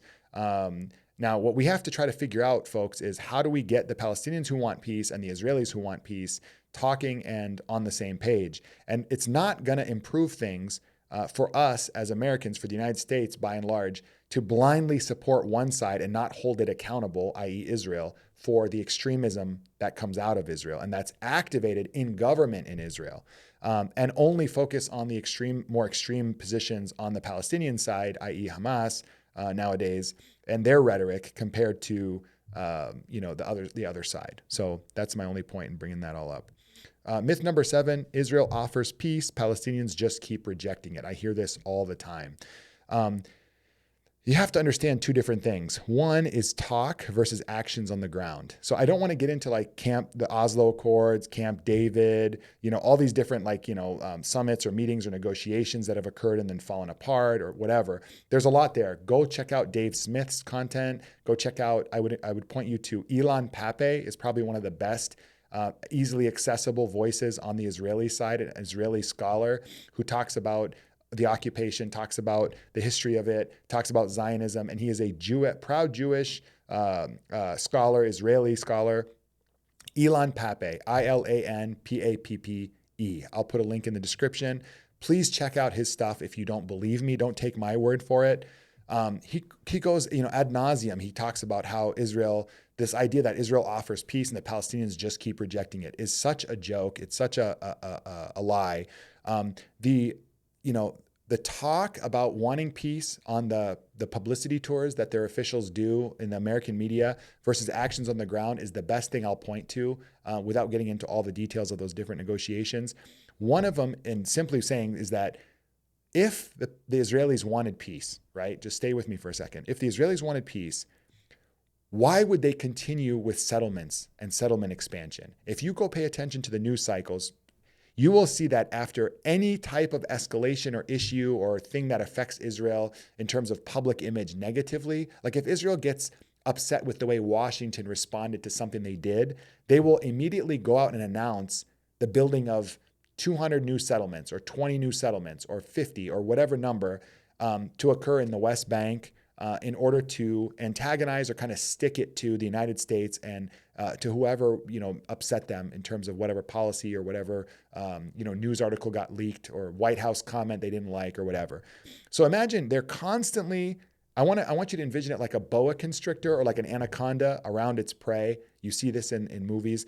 It slowly keeps tightening, right? Then that prey animal breathes out, and then the boa constrictor, the anaconda, keeps tightening. Then the prey animal breathes in, breathes out, then it gets tighter, so that at the end, the animal cannot take another breath. That's the policy or the strategy of the Israeli government as it relates to settlements and land confiscation and actions on the ground. The Israeli government, you have to understand this, West Bank or Gaza, they control the land, they control travel, moving in and out. They control the air, they control the sea, they control food, they control telecommunications, they control people moving from one neighborhood to another to visit their relatives. They control checkpoints, dictate who gets in and out of for medical treatment. There are countless examples of Palestinians who've died at checkpoints because they were in an ambulance and the Israeli a checkpoint guard wouldn't let them through for whatever reason, and the person died and expired right there in the ambulance. Countless examples of that. You can go look it up online. And so what I want people to understand is that they are activating this kind of strategy on the ground constantly, while at the same time saying that, we want peace. Netanyahu will get out there and be like, we want peace. We're not the ones obstructing peace. I'm trying to do my best Netanyahu impression. The Palestinians, they don't want peace. They're the obstructionists. The Palestinians, they don't believe in peace, blah, blah, blah, blah. Nothing could be further from the truth. They control all the cards. They have all the cards, the Israelis. They are the ones who continue to encroach and take more land and take more land and take more land and pass laws to kick Palestinians off of their land and then take that land. And it's like a glacier slowly being moved into the ocean, right? Kind of sliding its way into the ocean as it melts. And people keep on getting this narrative in America that Israel offers peace. No, Israel has rhetoric. They have good PR. They have very polished Ivy League graduates that do their PR and do all their talking for them and, their ambassadors, et cetera. The Palestinians just don't have the same level of control and sophistication in terms of... So for violations of international law, there are so many, it's unbelievable. I just did a few quick Google searches, and you can go do a Google search for yourself. Just look up Israeli violations of international law, and you'll see there are so many categories, it's unbelievable. I mean, you have before October 7th, you have violations of international law around settlements, around land confiscation, around forced displacement and evictions from land. You have violations of international law around restricting water, restricting digging of wells, restricting people from access to their land, the ability to graze and harvest from their land. You have violations of international law around the blockade in Gaza as far as restricting sea, land, you name it, types of movement. Palestinians who need to leave for medical treatment to go to another country are denied and not allowed to leave. I mean, there's so many examples. It's unbelievable. With the current Gaza escalation and Gaza conflict, really not so much a conflict if you start studying it more closely, but I just use that term generally because that's what everyone in the news and mainstream media is using. So there, Israeli Violations Tracker, there's this website called afsc.org. So A as in Apple, F as in Frank, S as in Snake, C as in Charlie.org/Israeli-violations. Go check it out. It lists, you could just scroll for forever and find the list of violations, both within the Gaza Strip post October 7th, as well as before. I really encourage people to look at this stuff before, because I think the average American they've been programmed to think that October 7th is where it all started. Everything was great and dandy and Israel was amazing and beautiful and peaceful and they didn't do anything wrong. And then these evil orc Palestinians came over and attacked and, whatever. And we'll get to the whole October 7th issue in a second, which I do think that, the killing of civilians is absolutely reprehensible, is immoral, is unjustified. Any killing of civilians should result in accountability and people being, taken to justice, et cetera. But what I'm just trying to tell you is that that's the way it's painted. The picture is painted as peace-loving, beautiful, whatever, quiet Israel, and then you have the orc horde that comes across the fence. And so what I tell people is look before October 7th. October 7th didn't happen in a vacuum. You hear people saying that all the time. You might not like it, but sorry to burst your bubble. It's true. Go look before October 7th and you'll see everything that was going on if you're just tuning in from October 7th forward. But we have like countless reports of bodies, mass graves. Hundreds of corpses were discovered in mass graves at 2 hospitals in Gaza following Israeli military operations. Some bodies reportedly had indications of abuse. They haven't allowed any human rights organizations to go in and investigate independently yet. There have been some reports that come out with using people's phones and things like that, and other people that are kind of bare minimum, bare bones, like representation of some kind indirectly on the ground. But in order for there to be like independent investigation into the mass graves, they have to allow people in. And so far, Israel has not. Same with journalists. They don't allow, Piers Morgan has been ranting and raving about letting Israeli officials not letting international journalists in for a very long time. And this is another example of why they won't, is because they know they need to do a lot of cleanup in the Gaza Strip to be able to hide all their crimes before the world finds out exactly the depravity of what they've done. Again, here's another example near Deir el-Balah. An Israeli airstrike hit 3 vehicles of World Central Kitchen, killing 7 aid workers who were managing food distribution. All these people that they say like, oh, it's the fog of war and it was an accident or whatever. A lot of these, these journalists and people who've been killed, like they report to the Israeli military exactly where they are, what they're doing. They're in marked vehicles. They have all kinds of insignia and ways of showing that they are not, like a Hamas caravan or Hamas terrorists like hiding in a van or in an ambulance or whatever. And it's just unbelievable that the world has not, the Western world has not held Israel accountable for killing and attacking these different, organizations and journalists and people that have nothing to do with October 7th or have to do anything with Hamas. You also have another Al-Shifa hospital, Gaza City, northern Gaza Strip. You've got Al-Aqsa Hospital. It's all hospitals. You're going to say, well, because Hamas hides under hospitals. We'll get to that in a second. You talk about Deir el-Balah, Central Gaza Strip, 30 to 50 people, including Musa Shawa, logistics coordinator for humanitarian organization, ANRA, not UNRWA, but ANRA, and his 10-year-old son. Countless journalists, countless groupings of 50, 100, 150, 200 people, running over people with tanks. You've got examples of killing of Médecins Sans Frontières, the MSF, Doctors Without Borders, essentially, is what they're known as in English. Staff members being killed, family being killed in all these different towns across Gaza. I mean, it's unbelievable. Al Jazeera journalists showing investigations showing Israeli tanks surrounding a family car of 6-year-old Hind Rajab after the Israeli military killed 5 of her family members.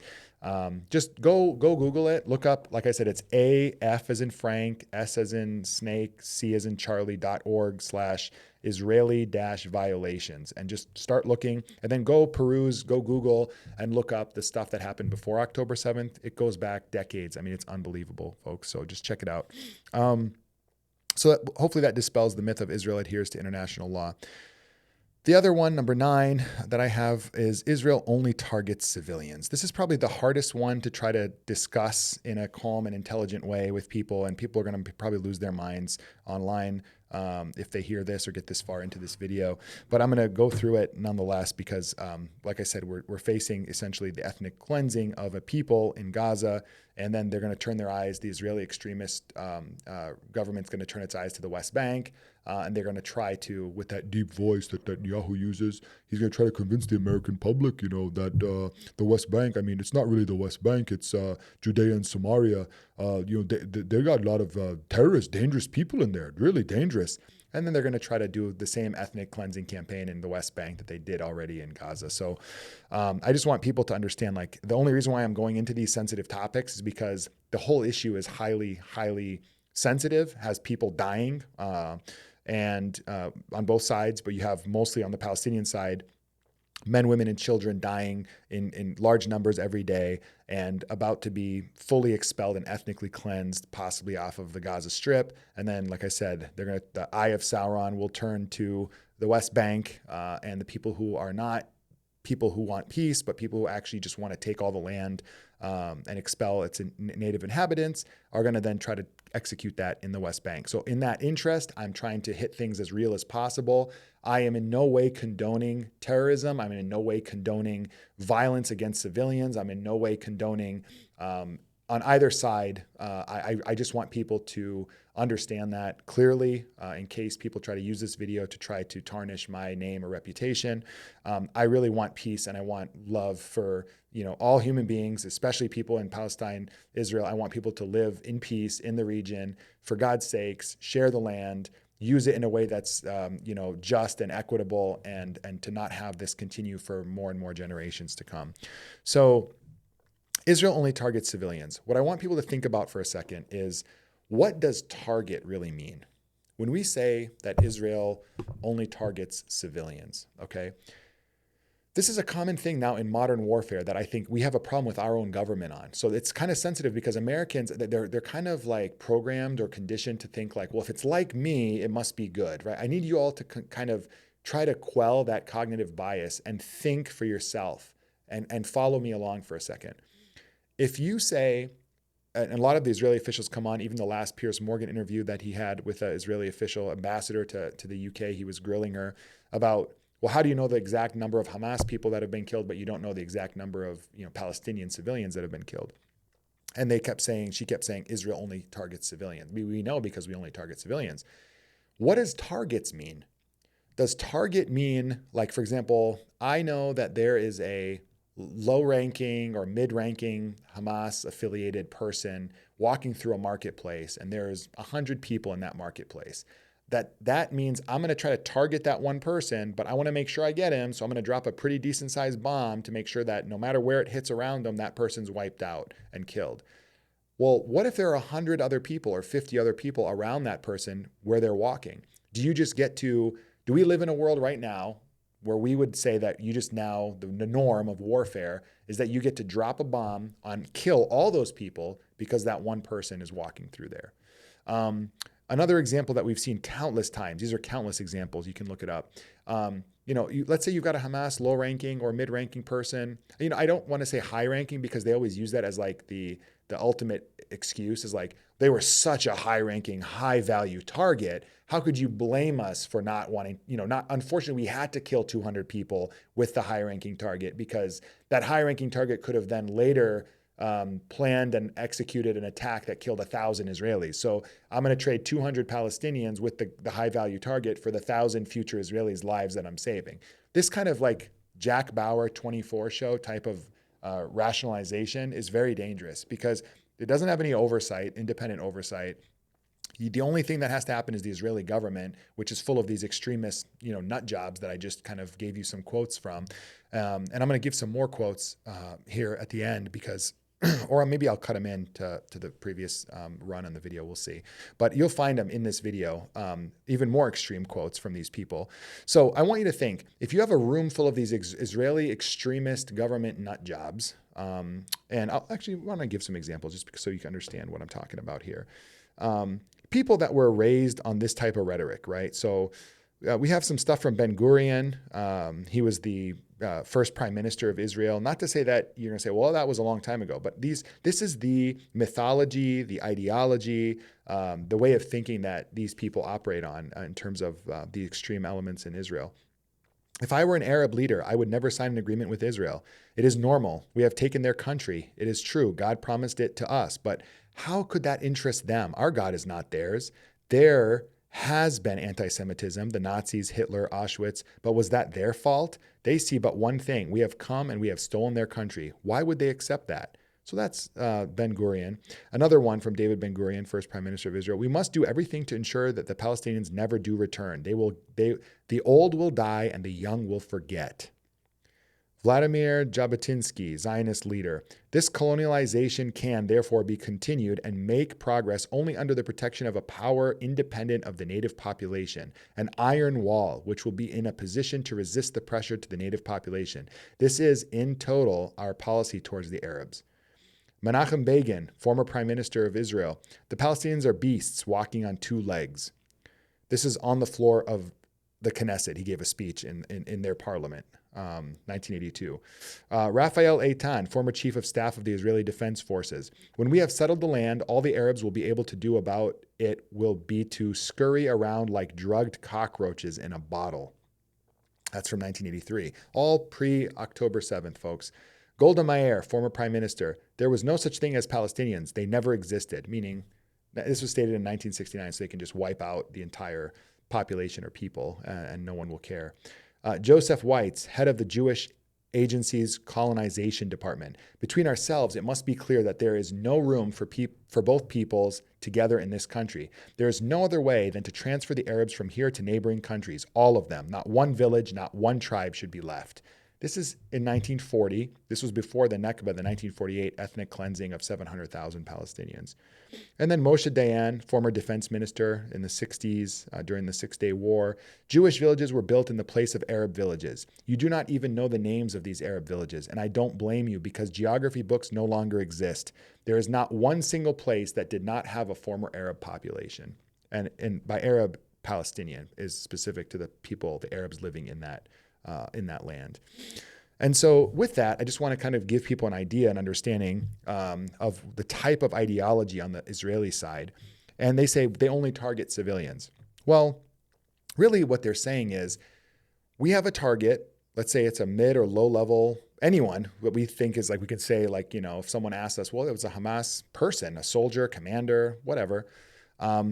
They're in a apartment complex, and that apartment complex, we're not exactly sure where they're at within it, let's say, but we know they're in that building overall. The building's got 200 people living in there. You got two families where if you wipe out all those people in that building, you're going to wipe out two entire families of uncles, aunts, grandparents, the whole entire family lineage will be wiped out in that bombing. We're going to strike that building, and they'll strike it.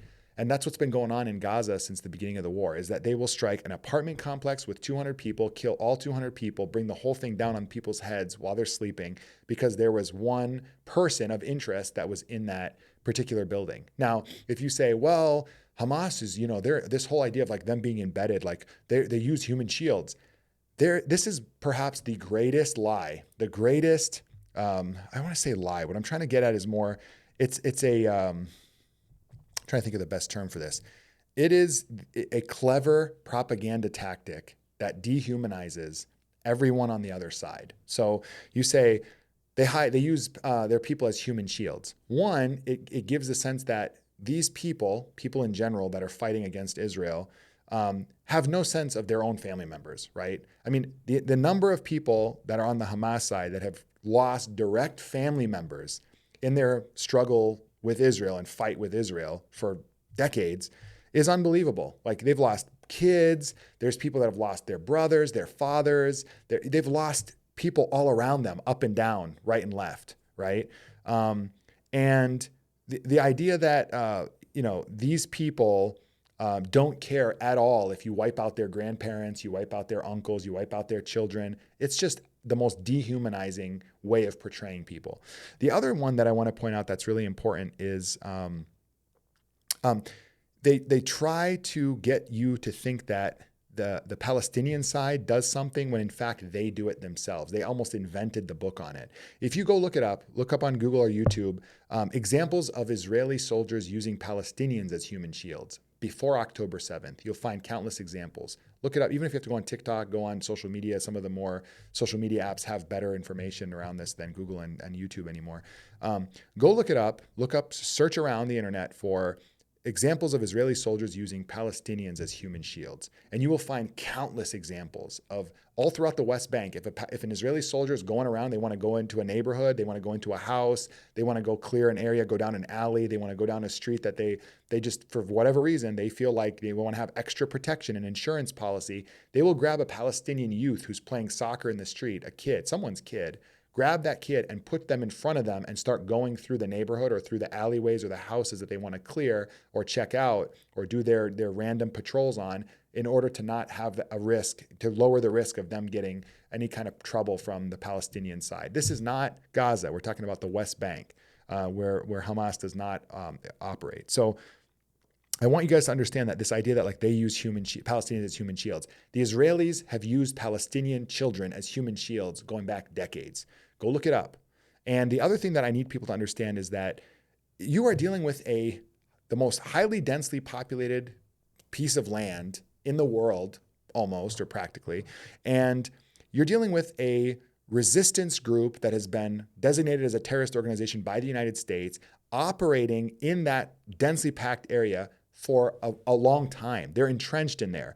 And the reason why that they're entrenched in there, if you think about it just logically, stop trying to like brand it as like terrorist, non-terrorist, this, that. I'm not trying to sympathize. I'm not trying to defend it. I'm just trying to explain context, because if you don't go and use your brain, you will get programmed to be okay with an ethnic cleansing and genocide happening.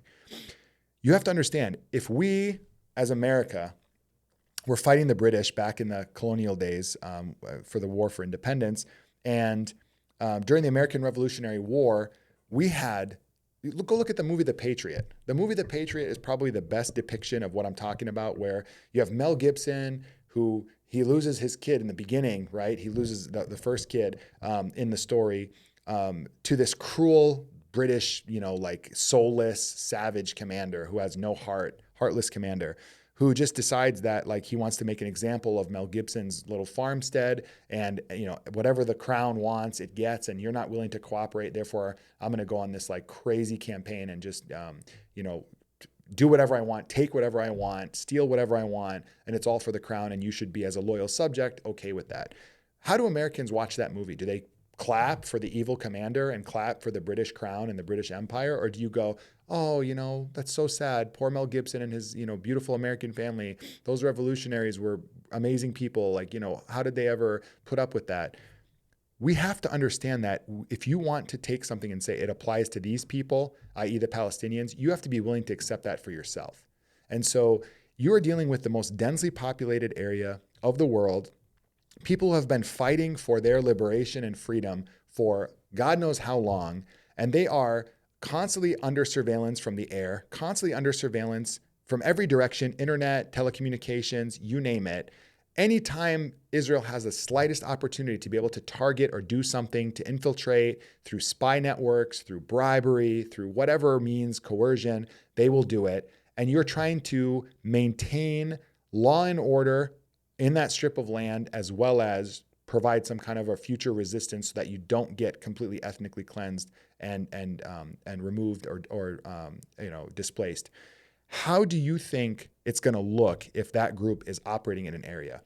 They are going to be not embedded because they have some kind of evil agenda of trying to get as many of their own family members and people killed. That's the dehumanization aspect.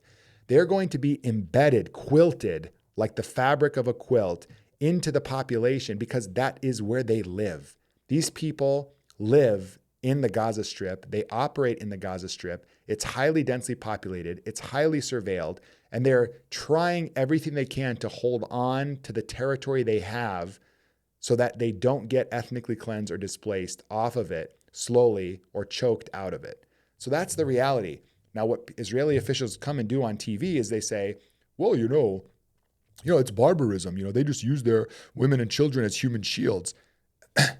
For the love of God, how much intelligence does it take for people to understand that no one who has kids would ever try to take their own kids and use them as human shields in a situation? A lot of us are parents. I'm a parent. If you were on a life raft and there were sharks circling, the vast majority of us would say, I will do whatever it takes to jump in the water and save, if I know I can save my kids, to get in the water with the sharks than to let my kids get in the water and get eaten by sharks. Anyone who's a parent knows that that's the reality. So for them to try to get the American psyche to believe that there are people out there who would just sacrifice their kids to get wiped out because they're a death cult, is always what you get told, is absolutely the pinnacle of ridiculous and is a complete lie, and it's used to dehumanize another set of people so they can be exterminated or set up for ethnic cleansing, and people won't care. Let's go back to it again. What does targets mean? Targets civilians. Targets civilians in reality is, if Israel thinks they want to shoot something, they get to shoot it with a missile and wipe out 50, 100, 200 people, and no one gets to ask a question. No one bats an eyelash.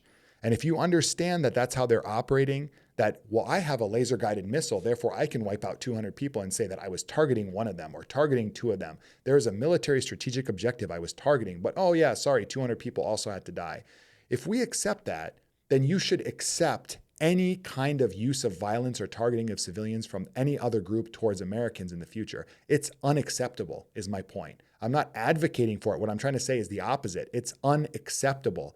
But why is it that you are being led to accept it for the Palestinian people when you would never accept it for ourselves?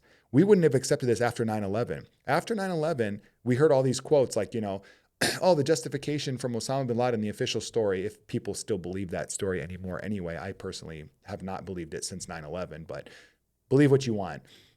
If you believe the official narrative that Osama bin Laden concocted this genius plan from the mountains of Afghanistan for 9/11 and carried it out successfully and then sat there and basically said, the reason why I did this is because Americans vote, and if they vote, they elect their officials, and their elected officials therefore are responsible for whatever the U.S. foreign policy enacts in the Middle East or in the Muslim world. Therefore, this is revenge against them, and they're all legitimate targets. Those arguments were coming out post 9/11, and extremist views and extremist kind of like chat rooms online that the FBI and the CIA would monitor. They would get flashed all across the news and shown to Americans as being examples of the extremism that we're dealing with. And what I'm asking you is, just as we would as Americans have rejected that notion that every American is responsible for the actions of its government, is absolutely an oversimplification and absolutely unjust and completely bonkers way of operating, right, in terms of justifying violence against other people. In today's modern nation state context, we have to give that same ability and credit to the Palestinians, right?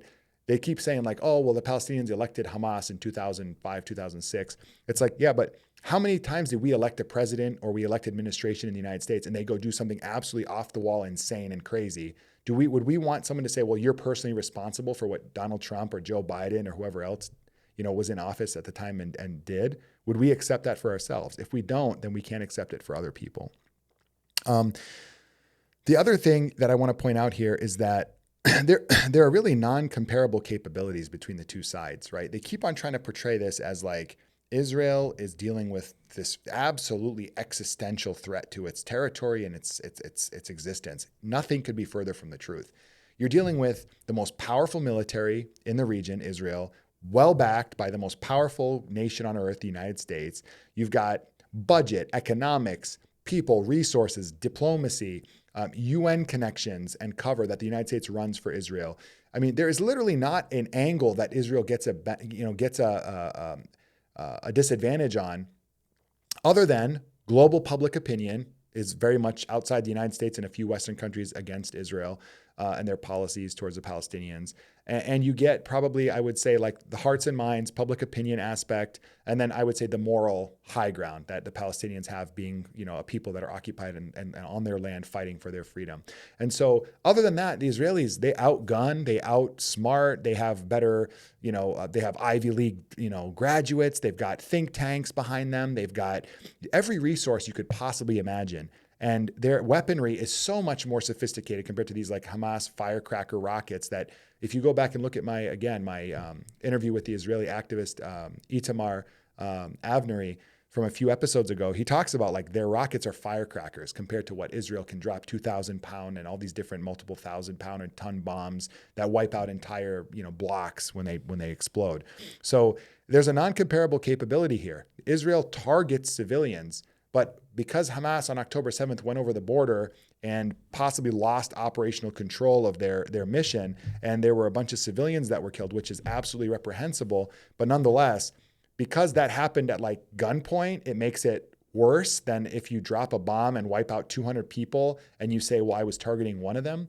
I guess that's what I'm trying to get at, folks, is like, what is the moral position or moral way in which we measure these things anymore, right? So if we're going to say on October 7th, people that were under blockade, that are being starved and choked off in terms of water, food, electricity, resources, conditions that no American would ever accept for themselves, If that's the reality they're living in, they managed to break through. And God knows if, Israel really didn't know they were coming through, or, a lot of people are saying that Netanyahu and CIA or Mossad knew, and they kind of like let it happen so that they could have this giant false flag operation kind of excuse to be able to then go in and do what they want to do now, which is many years in the dreaming and making for a lot of these Zionist Israelis.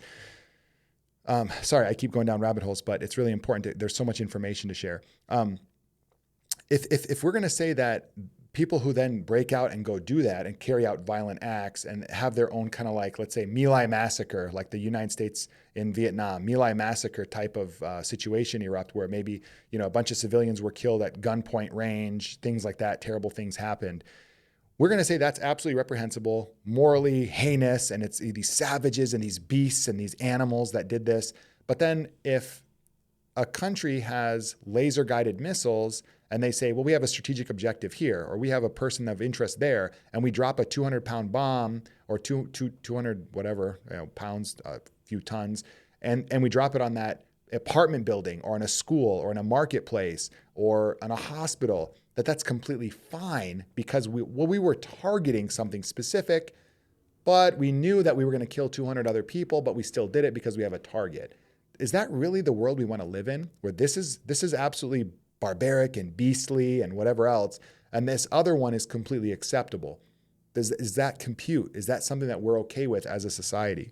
So what we're dealing with is a modern advanced military on Israel's side versus a ragtag group of people, terrorists, resistance, you call it whatever you want at this point. I'm so tired of arguing semantics.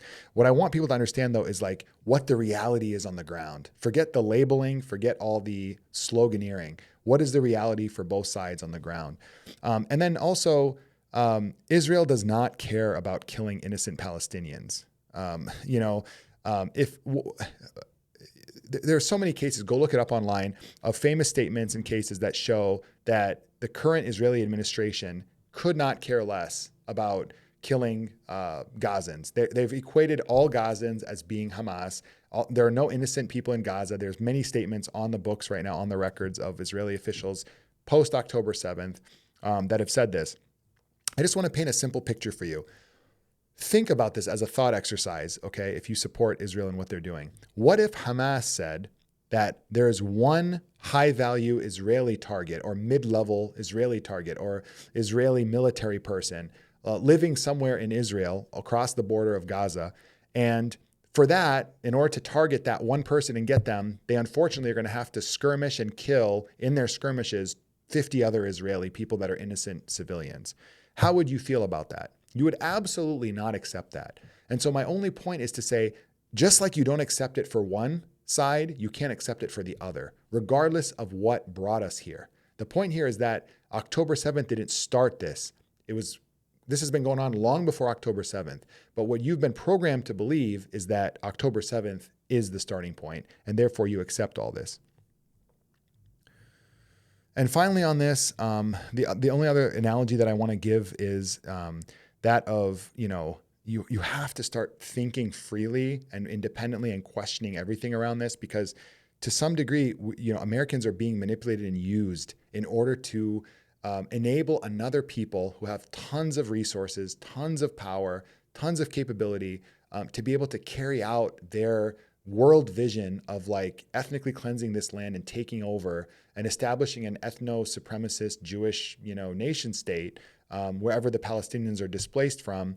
And you're being manipulated into supporting that with your tax dollars and with your government. So, and with military spending and military capability. So please, please, please think critically, think independently. Don't allow yourself to be used in such a way and manipulated.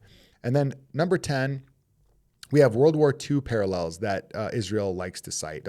We are fighting a war just like America fought in World War II, no different. Didn't Americans kill a bunch of Germans in the bombing of Dresden and innocent civilians and firebombing campaigns in Japan over Tokyo, etc.?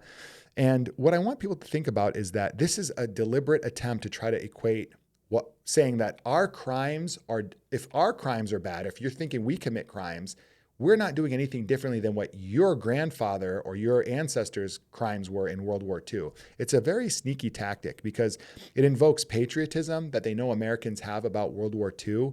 The Greatest Generation, and the World War II being like all the movies and everything glorifying America's role in World War II. They're trying to kind of play off of that, as well as trying to kind of say like, well, if we're guilty, you're guilty, right? Like we're not guilty of anything you're not guilty of. Therefore, let's just be kind of bedfellows in whatever's going on. And I want to posit a few points. One, America was not an occupying power on other people's land, trying to steal that land systematically over 70 years. That's not what happened in World War II. Number two is one generation's crimes or excesses in violence don't justify another's, right? So, we all hopefully learned the lesson of using 2 nuclear bombs on Japan. I mean, modern scholars debate it sometimes, but most people, the consensus opinion is that there wasn't an absolute need to drop those 2 nuclear bombs on Hiroshima and Nagasaki. The United States was winning the war, could have won the war. It was kind of, Japan was ready to surrender, getting close to it. And this was kind of like an example or a real life test. There were other strategic interests, I should say, that the United States government had in dropping those bombs beyond like, we absolutely have to or we won't win the war. And so again, I would say like the firebombing of Dresden, of Tokyo, whatever, we have learned, hopefully, generationally, that those are unacceptable acts and that they don't justify what we do today. And that leads us to the fact that the Geneva Conventions, the United Nations, humanitarian international law, Universal Declaration on Human Rights, these things were all set up in response to the horrors of World War II in order to try to ensure that that never happens again. Right. And so them trying to invoke, that stuff and say, well, that, hey, we're not doing anything different. We're fighting Nazis just like you were fighting Nazis. And they know that these are just like symbols and slogans that people have associations with from years of propaganda. And they're just going to say, oh, okay. Oh, Nazis. Oh, yeah. Palestinians equals Nazis equals we did it. Therefore, you do it. Go ahead. No problem. You have a carte blanche to do whatever you want. And so they're trying to say that their cause is the same as Americans in World War II. And the use of extreme violence then, is okay and was okay, and therefore it's okay now. But it's not the same cause at all. The United States and its cause in World War II is just, there's so many differences. It's so absolutely different than what the Israeli kind of Zionist extremist cause is in terms of the Palestinian people and the Holy Land.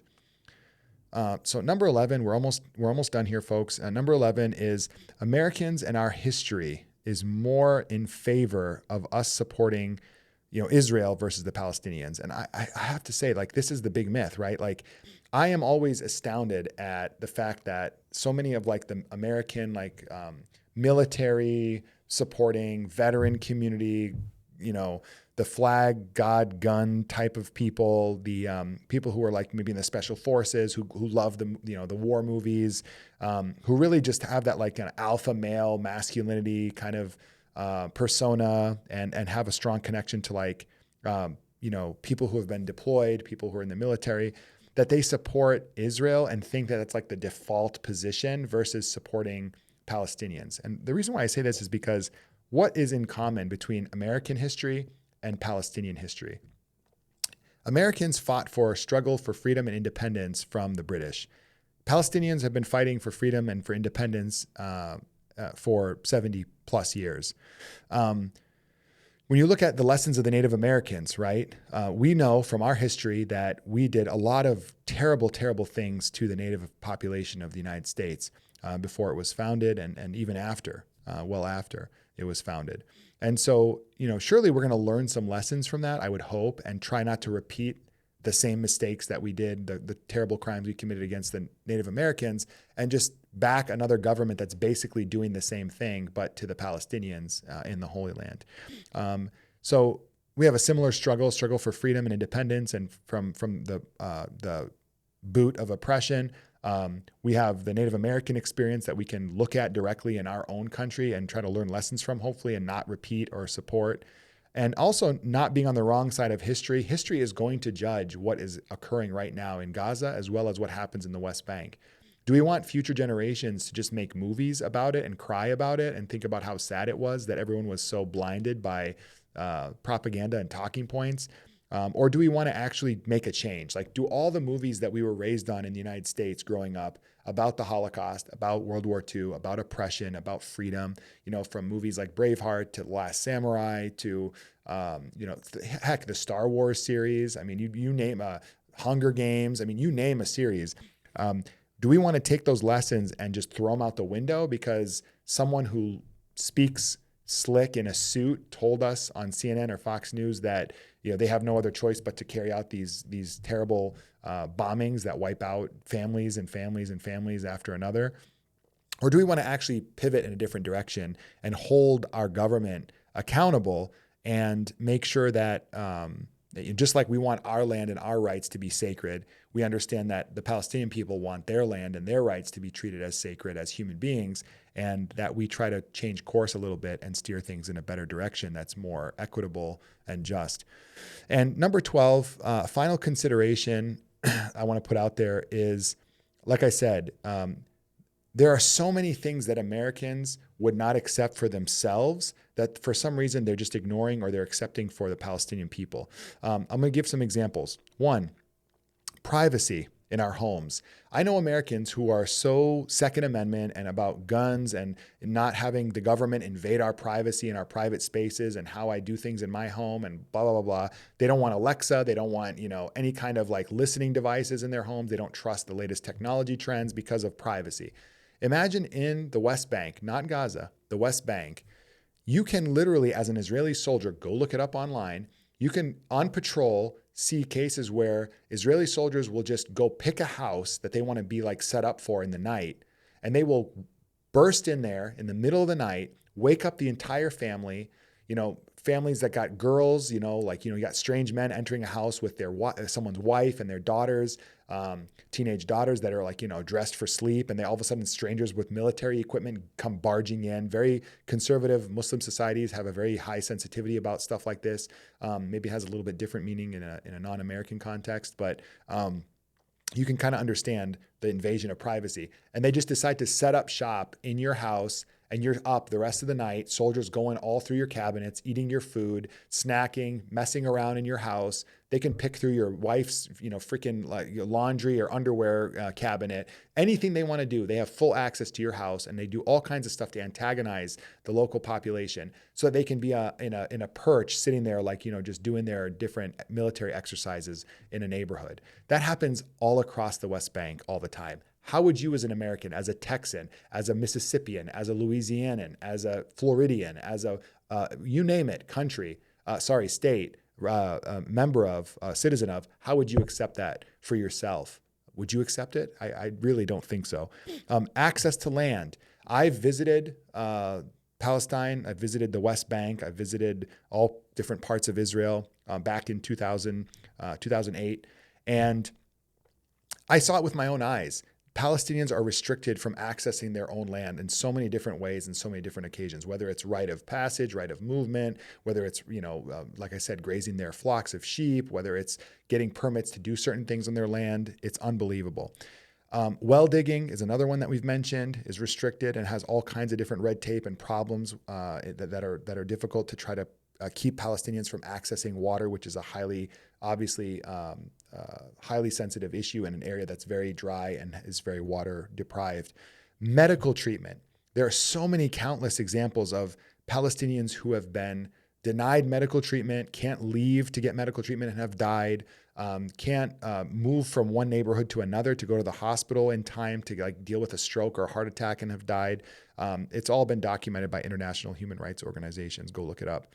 The blockade of Gaza. Would you accept this for yourself as an American, being blockaded to where everything around you is controlled? You can't leave. The economy is garbage. You can't improve yourself. You can't go fish necessarily and get fish from the ocean. Everything is restricted because another foreign entity says, well, sorry, we just have this strategic interest and we're going to make sure that the noose is as tight as possible, and you just have to deal with it.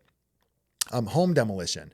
There are so many examples of home demolitions where, imagine in the United States, if someone decides, I know Americans who are so up in arms about COVID restrictions that they were willing to go march on the Capitol and to get their Second Amendment to help rescue them from how tyrannical the U.S. government is.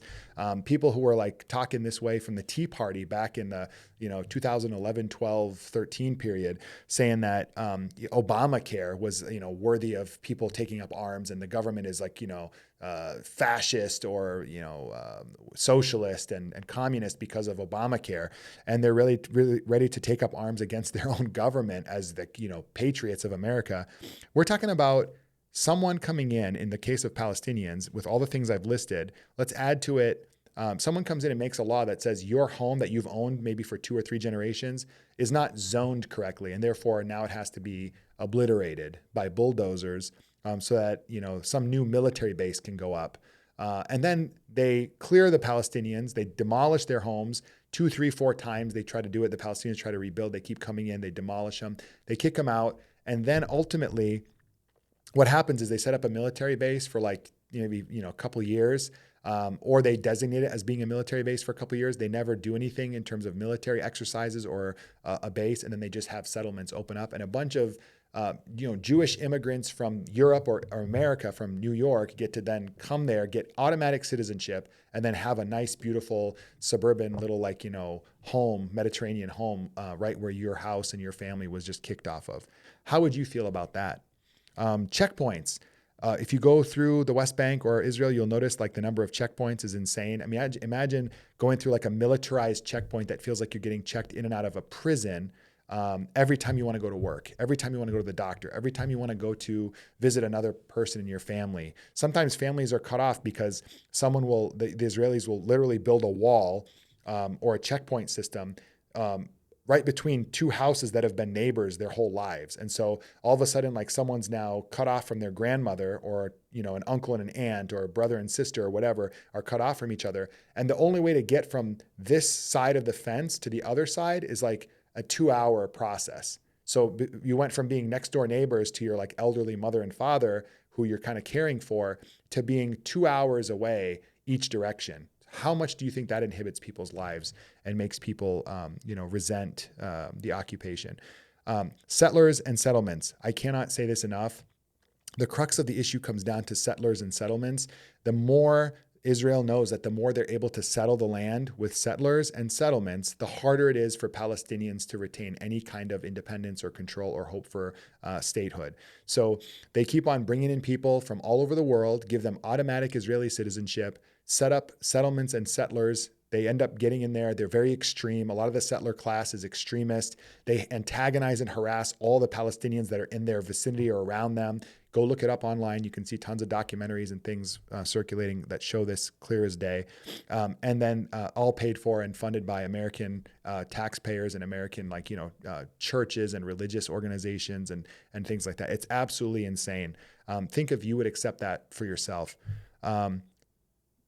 Captives without due process. This is another big one that people keep on talking about, like since October 7th, is like hostages. The Palestinians took hostages, and the Israelis, they just have, they're just Palestinian prisoners in Israeli prisons. In reality, are there Palestinians who do drunk driving accidents possibly here and there? Yeah. Are there Palestinians who, lose their minds and go on a stabbing spree or kill someone, or, people who just commit petty theft, crime, drug dealing? Yeah. So those are legitimate reasons for someone being in prison, just like they would be in the United States. However, there are so many people in, languishing in Israeli prisons who are Palestinians that are minors, that have had been arrested with no due process, have not been charged with any kind of crimes, things that would absolutely boggle your mind if you look them up. I encourage everyone to look them up. And you will see that there are so many people who are literally being held as hostages, essentially, by the Israeli side, holding people without any due process, without any justification, without charges being brought against them in military-style prisons and court systems. They go through military court systems, and they're minors, women, young men, people who sometimes for posting on social media, posting on Facebook, posting pro-Palestinian things can get you arrested. People who get released. There's another thing that people don't know is like, I know from direct reports from people who have family that live there, that there are, you hear about these prison swaps, like Hamas releases a bunch of hostages, like let's say 20 Israeli prisoners that they captured. And then the Palestinian side, or sorry, the Israeli side will release like, 1,000 or 500 Palestinians from Israeli jails. They oftentimes put tracking chips inside of people's arms. The Israelis do. So if a Palestinian prisoner is released, they'll put a tracking chip under their skin in their arm, and them being released is contingent upon them never taking that tracking chip out. It's also, they're never allowed to post or be on social media again. Sometimes they're not allowed to leave a certain neighborhood for the rest of their life, like a certain very small area. It'd be like saying you can't leave the southwest suburbs of Chicago for the next 20 years or 10 years. These kinds of things happen, and people don't realize it because it's not like Israel goes around and announces that, hey, this is the law, here's the rule. They don't want Western audiences to know that this is stuff that's going on in their country. And it all happens through coercion and subtle, tactics and ways that are kind of unspoken, but Palestinians who get released know if they break any of the terms of that kind of like unofficial, non-written agreement, that they'll be right back in jail and with no due process whatsoever. Another is killings without due process. Before October 7th ever happened, countless checkpoint killings, sniper shots to children's heads, chests, people being maimed, children playing soccer, getting their knees blown out by a sniper rifle.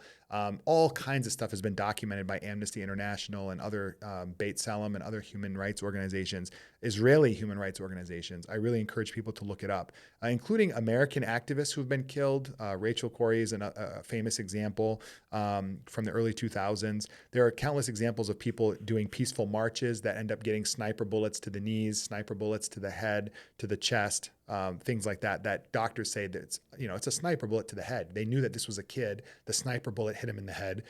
You can only assume that this was done deliberately. Also rapes.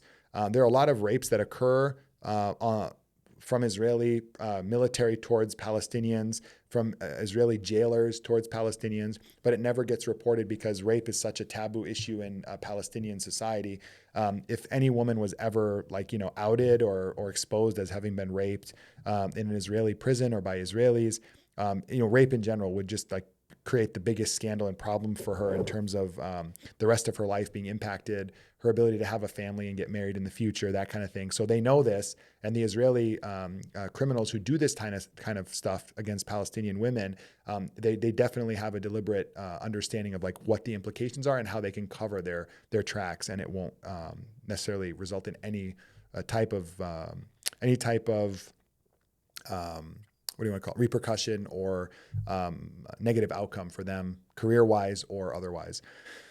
So what I want to bring us to the end here is that the original sin is occupying other people's land and seeking to steal it. This is what I want Americans, if you get one lesson from this and you start diving into this Palestine stuff, it's that there is an original sin that has been committed at the beginning of this whole entire thing, which is you have an extremist group of Israelis, Zionists, I would call them, that have an agenda, and the agenda is to try to occupy and take the land systematically, slowly but surely over time.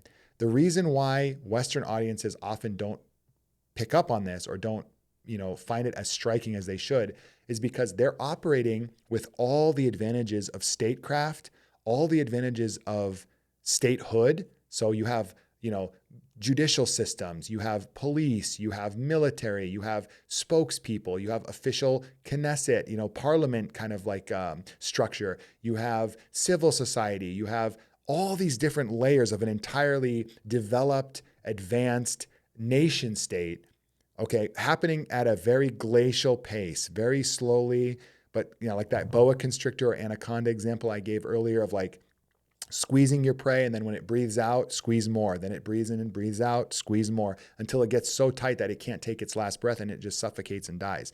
That's the approach you're dealing with on the Israeli side. On the Palestinian side, you have a lack of all that stuff, lack of power, lack of diplomatic, backing from the superpower like the United States and Western European countries, lack of resources, lack of economics, lack of organization, lack of, and you're dealing with that Goliath, and your only recourse is to either peacefully demonstrate, which does nothing. If you go to the UN, UN shuts you down because the United States sits at the Security Council table and gets that veto vote that protects Israel all the time. If you try to go if you go to Israeli courts, you get nowhere. If you go to the Palestinian leadership, you have the problems of being an occupied power with a Palestinian, kind of like these provisional governments that are existing within the Palestinian side. Is you're not dealing with a government the way Israel is, the way that Israelis are dealing with their own Israeli government. In Israel, you're dealing with a government that's well organized, well-oiled machine, very complicated, very highly talented people, definitely, working in their mind to serve the interests of their population. Whereas on the Palestinian side, you have governments that are always being targeted and infiltrated by the Israelis, targeted and infiltrated by anyone that wants to try to destroy the idea of a Palestinian state from happening, anyone trying to stop these people from realizing their dreams of self-determination. You have a government that's always being infiltrated by spies, infiltrated by, through every which way you can imagine, coercion, being threatened, essentially serving the occupier, Israel, to try to carry out policing in their own neighborhoods. There's so much to it. I'm just trying to give you the high level. So when you see these two different groups, I want you to understand one thing, though, the consistency of one side.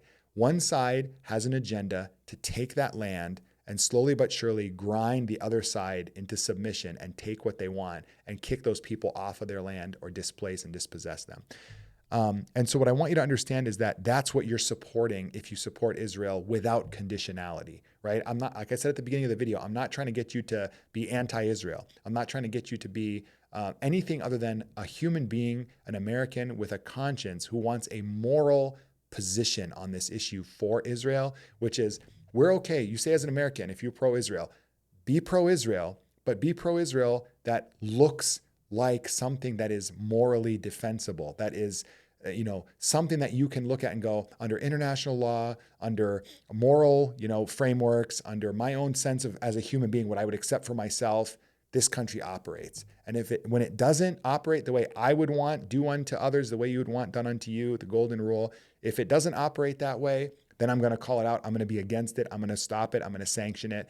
I want you to put pressure. Other Israeli activists that were on this podcast a few episodes ago, his big message was, we want the American government through the American people, and it requires American people putting pressure on their government to pick a fight with the Israeli government. He's not saying I'm against my country. He's Israeli. He's trying to say to Americans, you need to stand up and put pressure on your government, to put pressure on Israel's government to stop these things that they're doing. Until the settlements stop, until the settlement expansion stops, until these discriminatory policies stop, until there's more accountability for violence committed by Israel against Palestinians when it's not a post-October 7th flare-up kind of moment, those things have been ignored for years, for decades. And so what you see is an explosion now that's led to this current situation, but it all could have been avoided had Americans taken a moral position against these policies and held Israel accountable, truly accountable for what they're doing, and said to them, hey, listen, we'll give you backing, but it's contingent on X, Y, and Z.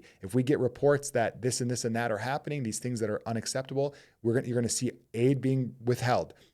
Financial, military support being withheld. You're going to see America could put pressure on Israel properly tomorrow and force them to do things that they've never had to do in their history. And they know that. And the only reason why they don't have to deal with it is because they've got the American public, or enough of the American public, drinking the Kool-Aid in terms of, all this stuff that I've mentioned as far as myths around Israel.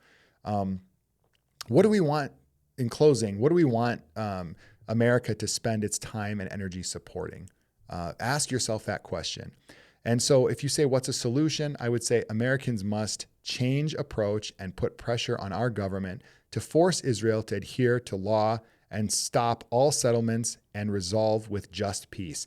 I'm not going to talk about two-state solution, one-state solution. I don't even care about those details. The main thing I want Americans to wake up to is that what they've been supporting is absolutely morally reprehensible. And what we need to do is shift our overall approach to Israel to being something that is fair, balanced, neutral at the very least. At best case scenario is to support the Palestinian rights and the establishment of either a Palestinian state, two-state solution, or the establishment of one state that's shared by all sides having equal rights. Of course, these are both very contentious issues, but my overall point is that Americans need to shift from being blind support with no conditions to Israel to hinging that support and it being contingent upon certain things changing and Israelis behaving in a different way than they have in the past. So my challenge is to really get everyone who heard this to get the message out, start engaging people who they think, if you sense there are people in your life that are pro-Israel, try to have these conversations with them and start conditioning support for Israel upon stopping all settlements and see how quickly you hit a wall. But that is what is needed if you are more than just a land thief. That's my challenge to you people. If you are more than just a land thief, if Israel is more than just a land thief, then you bringing up these issues shouldn't be a problem. But if you bring up these issues and you notice that you get a lot of resistance and the issue of settlements starts to be really sensitive and people do not want to back down, then I'm sorry, but you will know immediately what I'm talking about, and you will know that what I'm saying is true in terms of settlements and land theft and land confiscation and ethnic cleansing being the ultimate goal of the Zionist kind of extremist elements within Israel, who unfortunately have kind of taken over the entire country and are operating on full blast right now as we're watching on live stream. That's all I have, folks. Please do your best to share this video as broadly as possible. Subscribe to the channel, like, comment, and the biggest thing is just share it as much as you can on all your different social media accounts to try to get attention to this channel, where I really try to do my best to not be afraid to talk about any subject and to try to, hit on things that are possibly controversial, sensitive, but in a way that people can understand in a more free thinking, less propagandized, less kind of, curated way. And the more we can do that, the more we can have these hard conversations and address topics head on without being afraid of certain slogans or certain propaganda terms that scare everyone into submission, and go into that whole manufacturing consent concept that Noam Chomsky so warned us about many years ago. The better off we're going to be as Americans, and the better off we're going to be as citizens of the world. So thank you for tuning in. Appreciate it a lot, and look forward to next time.